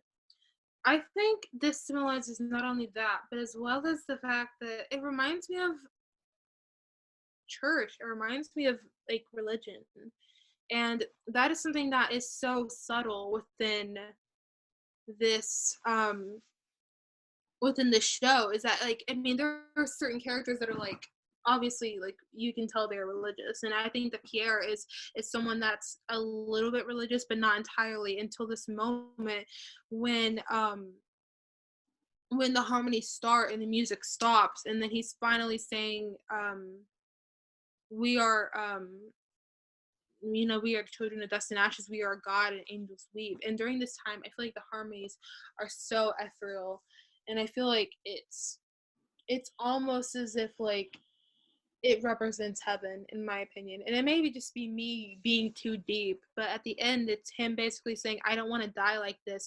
I want to wake up. Please, like, God, don't let me die while I'm like this. And he's just clinging on to something. He's wanting something to cling on to and to hold on to advance on in his life. Yeah, I didn't think of that. That's really cool. Good on you. I'm proud of you. Okay. Well, that was, Dust and Ashes, again, a song that stands on its own rather than just in the fold of the musical. Something I'd cover in the future. But moving on from what?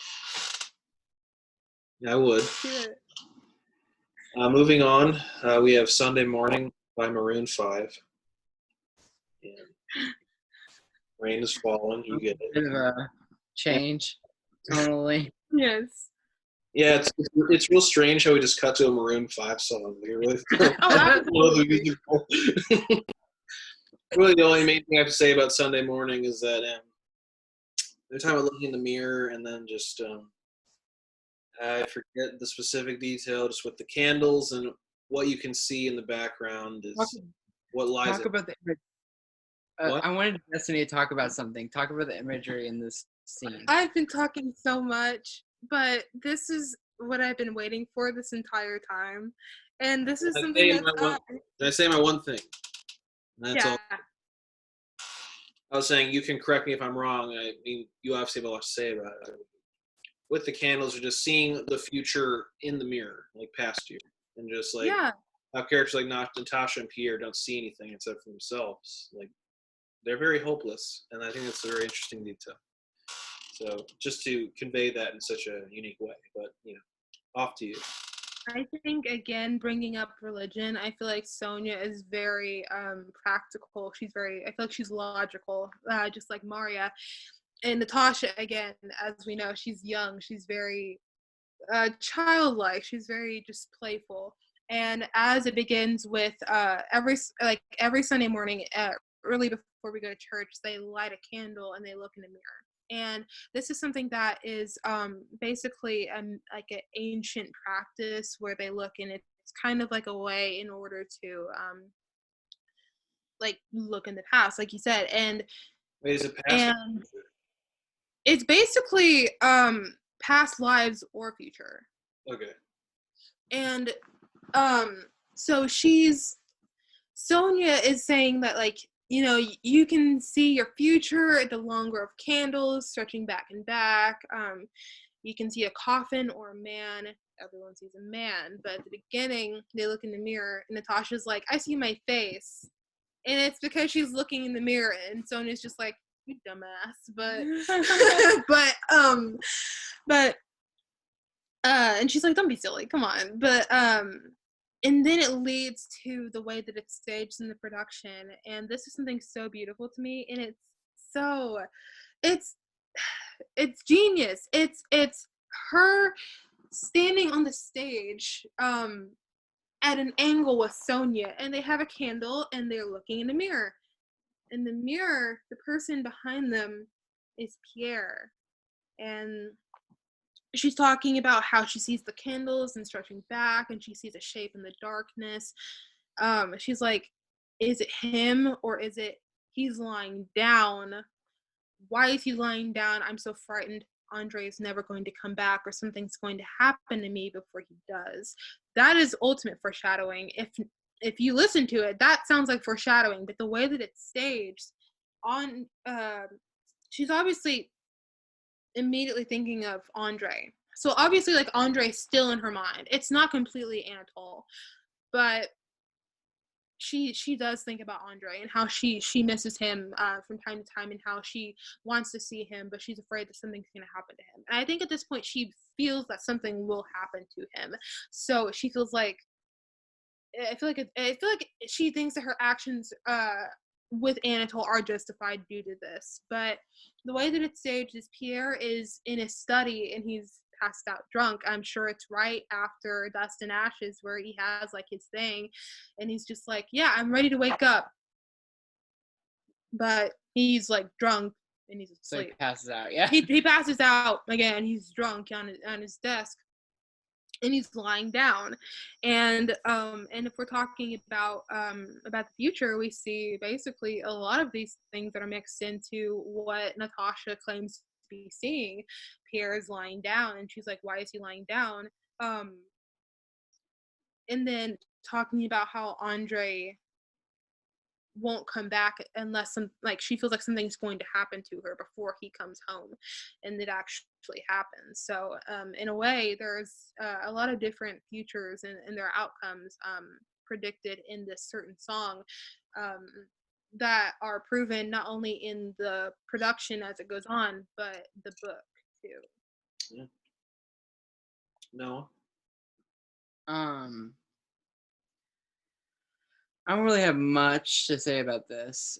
It's more of just like, I feel like it's whenever you listen to it, it's not really, I mean, it's beautiful, of course, but like, it doesn't really give you as much as if you watch it, because there's this other stuff that like, what Destiny's singing going on that has like double meanings. It more just leads into the next part, in which like basically Helene does her thing. Finally. No, not finally. Huh? Not finally. No. Yes, it's time. It's what we deserve. We deserve to listen to. Tammy, too, get out of here. Give me some more air. Nibble on it. But yeah, it just basically just serves to do that. I mean, honestly, I really wish this is like one of those songs I wish I could actually I could have like been there to see, because I think that's a really cool effect. I actually haven't seen that myself, but my window just talked. That's the reason why Destiny went, whoo-hoo! The wind blew really hard at my window. Whoo! Oh, sorry, my window just talked. My bad.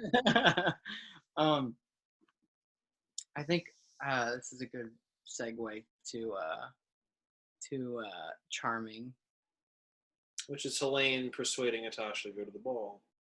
Yeah. For Anatole's request, and while she's Destiny clearly wants to take the floor. All I'll say is like, I don't have much to say except it's unbelievable how easily swayable Natasha is. Actually, yeah, all you gotta do is like be like, oh, you're so pretty. You're so pretty. You should go to the ball. You're such a. Why like, you're so beautiful. Why are you being such a plain country girl and staying around here when you could go out to the ball? I mean, that's essentially what the whole song is, but it's really good because I think Amber Gray's a great singer. I don't know, the way she sings. The way she sings it is just really like gravelly, and I think they really chose the perfect person to be Helene whenever they did the casting. If you were to ever question your sexuality as a female, it would be because of this character. Point blank, period. Seemed like Natasha's thing for Helene. Like she was. I'd like to make a side note about this. Amber Gray is like so opposite of all the characters she's played in both of these. Like, I'm not saying so sweet. Persephone's a bad person in Hades Town, and I will say though, Helene, I don't really like that much. Well, I mean, I like the character. I just, if I knew the person myself, I would not like them because, like Mitchell said, she reminds me of Tammy too. If she breathes, she's a thought. Yeah, I can see you, the all women are queens guy. All women are queens.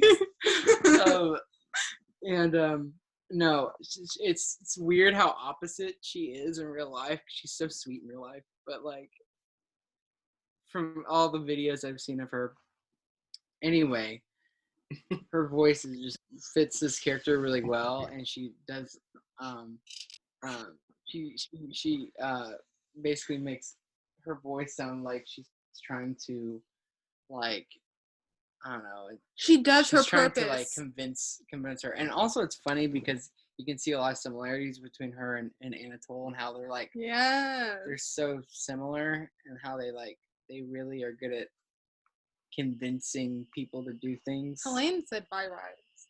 Helene is, I feel like, a little bit better at convincing people to do things, but yeah, you can see a lot of similarities. In this one, there isn't so much, I don't think, electronic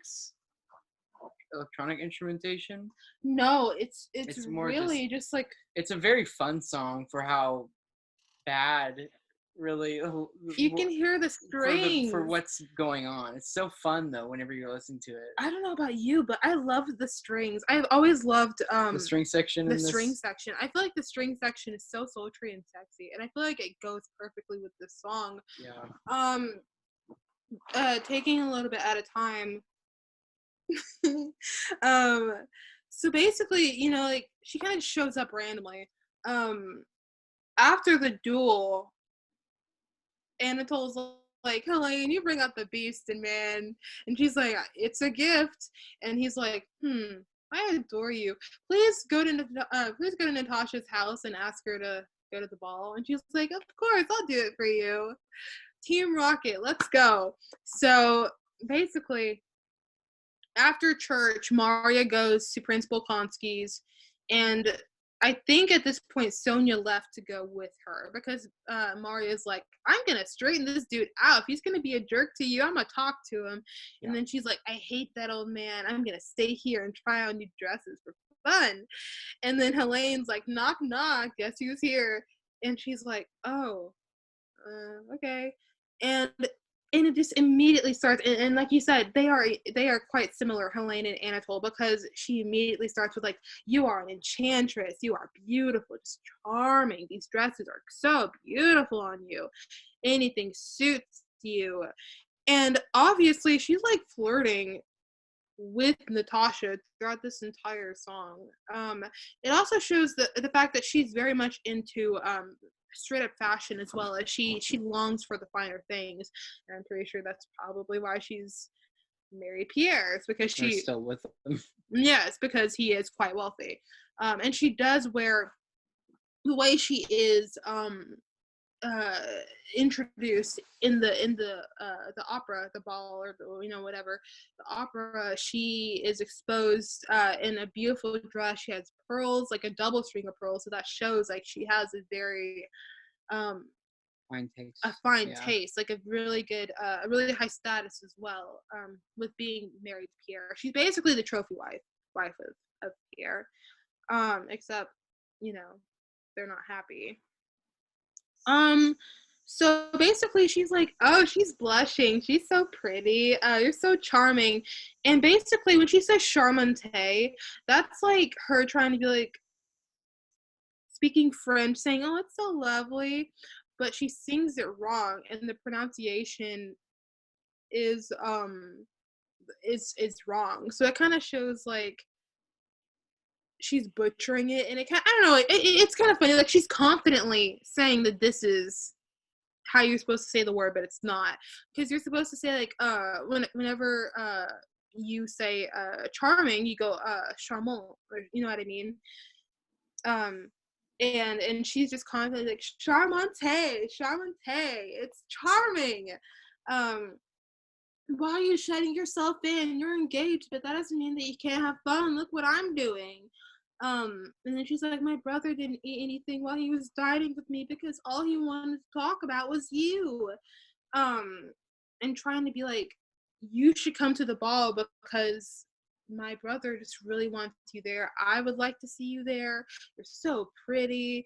And then she's like, your fiance would want you to go out and have fun. Like, aller en dans le monde. And she says, like, the way she says, aller en dans le monde plutôt que de Paris de lui. She's basically saying, go out into the world and experience things rather than, she's saying what she said before, which is your fiance would want you to have fun rather than be bored to death. And that translates into go out into the world rather than die from being bored. Also, have you noticed that all the negative, like antagonist type people really speak a lot of French? Have you noticed that in this musical? You know, I'm a French minor, so let's keep going. Both Anatole and Helene speak so much French, and literally you don't hear it as much unless it's a negative thing going on, like whenever they're talking about Pierre behind his back, and he's like, he's so charming, has no sex, but they say it in French. Yeah. Anything negative. I don't know what it is with Dave Malloy and French people. He has. I think it's a negative. I think it's a negative intention because a lot of the things that they do say are kind of like both negative and positive. Being like again saying go out into the world and experience things. Don't stay home. Go see my brother. Well, and you have. It was interesting because like I read that Russian aristocrats are just in a higher class speak French just to show off their class and their wealth, which is strange given like the juxtaposition between that and France literally trying to invade them. Yeah, it's such a weird. Yeah, I was thinking of that too. But like the connection, I don't know. I feel like the antagonist people speak the French the most. Oh yeah, and the way they say it too, like in the when Natasha and Anatole meet for the first time, and he's like, well, I don't really like Moscow that much, but c'est son la jolie femme, and then obviously she understood that, and every single time, like basically when he says c'est son la jolie femme, it's like I don't like Moscow, but the women. And so she's like, oh, so like each time those two say something that's French, I feel like they have a different intention. It's almost like a way of coding for who is not so good and who is nice. Because it's like whenever Anatole said all that at the beginning, it just I feel like also the whole intention of speaking French and all that kind of makes you look like you're kind of like showy, I guess, and it makes you look like you're disingenuous, I think, also in this whole thing. I've never seen Dolokhov speak French, and Dolokhov is really admirable. He's just there. I think I love Dolokhov. Although he did participate with Elaine in the cheating thing, I like, as well as everything else. Yeah. He also is He smart. has a little bit of an admirable quality for him. I love him, and I can understand people liking him. I can't really understand liking Anatole or Helene. Yeah, me neither. But Dolokhov, at least, I feel like Dolokhov. You're right. He doesn't ever speak. He doesn't speak French. I think he's just there. I think he's like the Meowth of the Team Rocket. I really do believe that. Dolokhov is Meow. Dolokhov is Meow. Except one of the Team Rocket's members is that would mean that one of Team Rocket's members is like sexually with Meow. So. Oh, we're not talking about that just yet. But I feel like Jesse is hooking up with Meowth, or this Meowth guy's watching brother and sister hook up. Also, I think Dolokhov kisses Anatole at some point. They both kiss. But like, by rights. But anyway. Dolokhov's like, this is wrong. And Anatole's like, no, it's not. And he's like, all right, let's do it. Like, he doesn't even stand up for himself. He's like, hey, let's not do this. No, no, you're right. I'm going to ride or die with you, bro. Meow. This is like the bro type of situation. And at the end, he's like, my brother is so madly in love with you. And then she's like, all right, I'll see you at the ball. And Natasha's just standing there. She's like, huh? And then Natasha's like speaking to herself. And the thing is that what happens a lot is whenever someone speaks in either the third person or if they're talking like to themselves, something's about to happen. So when she's like, what seems so terrible now seems so just natural, and she knows that I'm engaged, but she talks so frankly, so it's okay. And then Helene's like, there's a ball at my house tonight, you gotta come, you will be the prettiest there. And then she's like, how the thought of throwing them together amuses me. And she's just like, you can tell that she's just doing it for funsies. Honestly, Helene reminds me way more of, I said this before, and anybody who like is familiar with Hadestown, or Hadestown, reminds me a little bit more of the Fates, because she's just trying to cause mischief. And the Fates in Hadestown really are just there to cause mischief, and like, oh, we're gonna cause some drama. Everyone listen to Hadestown, but listen to the original cast recording, not the Broadway cast recording. Original is better. The original is better. This one, you can hear both of them, and there are things you can get from both. I feel like. I'm not gonna bash the other one, but it's interesting to hear Dave Malloy be Pierre, though. I will say. Now I gotta try to get Dave Malloy to watch this, because we've referenced him so much. Now Dave Malloy. We have to hashtag Dave Malloy in this.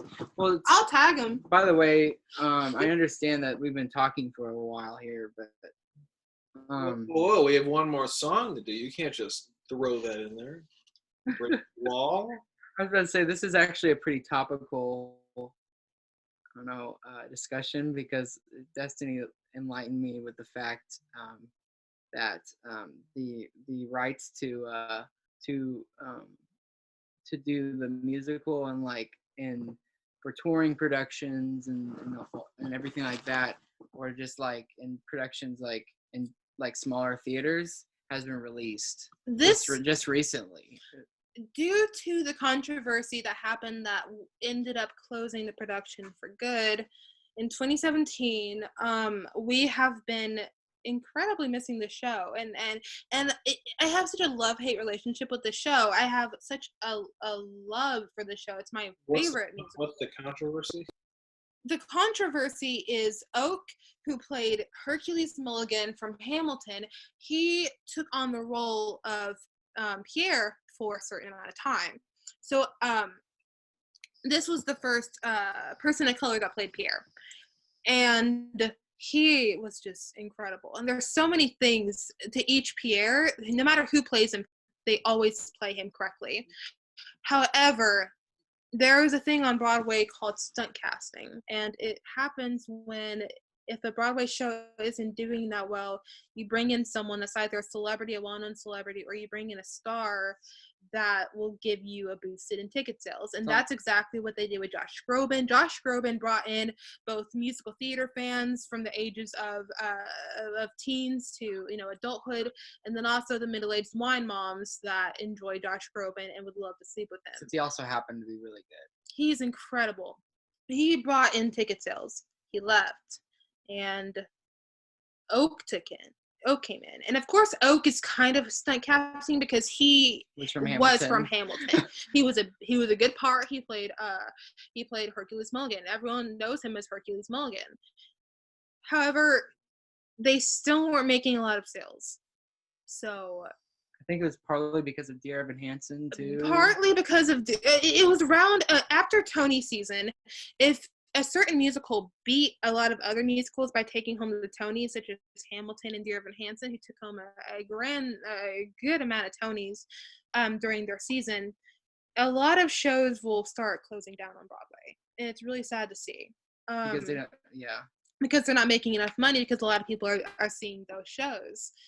However, so when it comes down to it, Oak had 2 more weeks left in his run. It was a limited run to be Pierre, and they decided that they were going to replace him and cut his time short and bring in Mandy Patinkin, who is he's an incredible actor, incredible singer. And Mandy Patinkin, I love him. However, they should have finished Oak's run, and Oak talked about how he was kind of upset that they didn't really get to like let him finish the run. And Mandy Patinkin, after accepting the role, he was like, I'm really sorry, but I have to refuse this role. I can't take it anymore.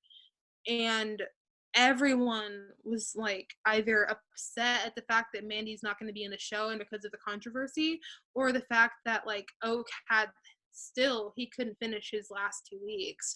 So within that, it led to the show being closed down for good.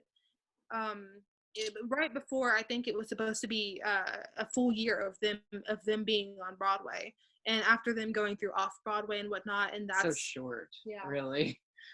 I'm looking forward to the day that it is revived, or that people start taking the licensing for this production and start making it their own. I would love to see that. However, until then, it's hard for me to listen to this show because I know at the end it's the end of the show, and it's so difficult to say goodbye to it because it's one of my favorites. Send tweet. Yes. But anyway, I was just trying to say. Yes, I agree. I agree with everything. I don't know how we got into that conversation. I think it was mainly my fault, but also, yeah, I just wanted to make a connection about that. What is next on the track list? The Ball. The final track of Part 1, Act 1, is The Ball, where obviously it's the ball. Good part to talk about this. It's kind of like okay. Anyway, sorry. So my thoughts are, obviously this is where Anatole fucking cucks Andre. Everything. And you know, it's very creepy. Like, he's obviously not taking no for an answer. He's blocking her path, pressing her arms, hurting her hands, just so he can kiss her. And then when they kiss her, it's like waiting at the door. I mean, you brought up Sonya being religious. I read that, you know, Natasha's also religious, and it's like based on, you know, breaking a bond with Andre and kissing Anatole. It seems like she's justifying her actions both through the lens of her faith, but also just to make herself feel better. So it's like, well, this was fate. This had to happen. Otherwise, this couldn't have happened. So it's like, well, now I must love him. Like, now I got to leave Andre behind. And yeah, I really think that's just really sad. The cool thing about it is that, like, the instrumentation, like, builds to it in a way that's, like, it's like really, like, what's it? I feel like the tempo kind of builds up. It's like a it's a waltz. There's a lot of waltzes within the musical itself, and I wanted to talk about that. It's like an electronic waltz. Yes. But like it like gets more intense as like it builds building to the part where he kisses her. Where he kisses her, and then it just completely just like, and it just slows down. Dave Malloy, by the way, loves waltzes apparently because waltzes are, there's so many. Hashtag Dave Malloy. Can you blame me, Dave Malloy? Well, okay, let's just call him Dave. Hi, Davey. Davey. Okay. Yeah, he loves waltzes, I would guess, because like this whole thing is like basically a waltz. Okay. By the way, maybe I should say this for the last part, but like he like makes everything a waltz, but it all sounds good. This guy. Okay. Anatole, we all know Anatole's a dick. We all know he is. He's a trash Tory dick. He's so bad, but you can't help but love him because he's charming, and that's what we're wanting. That's what she wants, and that's what she thinks she wants. But she's also I'm with you on everything except for the can't help but love him. Yeah, I don't love him at all. I don't love him at all. I think he's a terrible person. As someone that relates heavily to Natasha, and has gone through similar things while being Natasha, I understand where she's coming from, and I will defend her until I die. Well, of course, you're doing it through a specific lens. That Noah and I are just like more general, like, wow, this guy fucking sucks. Yeah, you guys are more like Pierre, and I'm more like Natasha. Yeah, I also think that she's trying to. I think that's what's interesting, and I think you already hit on this, but the fact that like I think she's just trying to like convince herself that she Yes. loves. Exactly. She, As I said, she's justifying it happening and justifying her actions, and then in turn swaying herself. I think it's a really cool I don't know. I don't feel like people do that really that often in terms of like with characters and everything like that. Like I think they do really well in terms of like um, what's it called? Shoot, like showing how innocent Natasha is, and this is like the key moment. I think that shows her innocence. This. The fact that she's like convincing herself, even though he's the one being like being a dick essentially, and being like terrible person, and she's like, well, obviously it was like she's like blaming herself, like, well, obviously this is like, I love him, so Right. that's the reason why that happened. It's like, no, that's not. He's just an asshole. Exactly. And the way he speaks to her is pretty much because, like, when you think about it, the way that he's very much a romantic. He knows exactly what he's doing. He knows what card he's playing. He knows what buttons to press to like get her to like want to talk to him more. And he says things like, gaze in my eyes, you're bewitching, and like anyone could say that, and you're just like, oh wow, oh all right. And she's basically like, you can't say these things, I'm gonna get married to this man. And then Anatole's like, no, don't tell me that, I told you that I loved you. So And then he makes her feel guilty for that. every time that someone says something that he doesn't like, no matter who it is, he says it to quite a few people, he's like, don't speak to me of that, don't talk like that, I don't like what you're saying, stop talking, speak less. And he's like, I'm in love with you, is it my fault that you're enchanting? And it's basically like him in a way like blaming it on her and being like, it's not my fault that I'm enchanted because you're enchanting. And she's just like, oh, it's my fault. Well, I guess I understand where he's coming from. Time to run off. But but like still at the end of the song, it's really unfortunate because obviously she does have some type of, she feels some type of way with him, and she's trying to, like you said, convince herself that she needs to be with Andre. However, Anatole's like, I'm not gonna let that happen.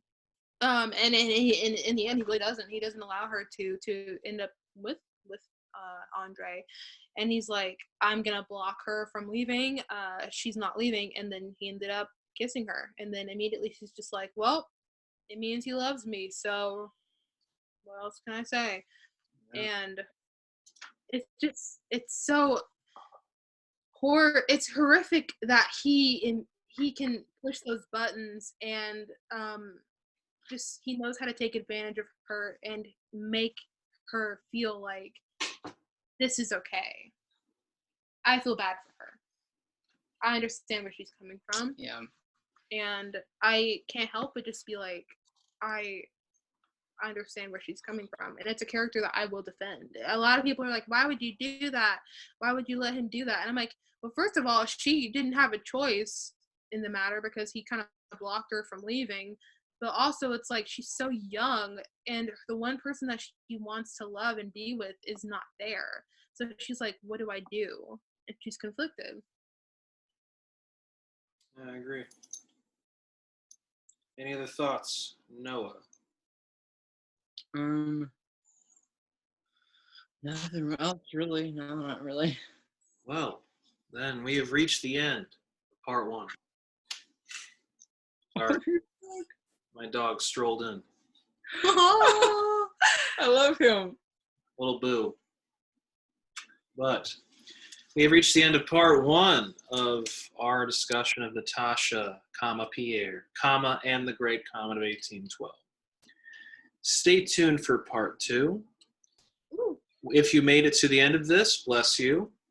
You know, whether you actually watched it or just skipped around.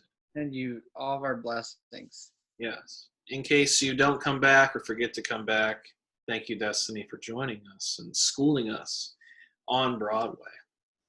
And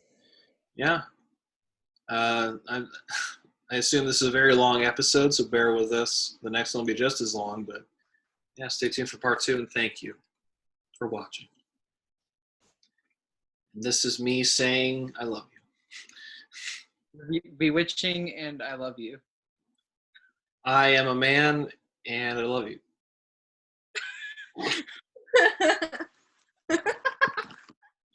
Oh, shit, I did that wrong. You just said Mitchell Matthews. I love you. Mitchell Matthews. And Okay, again, the people that love me are leaving my life again.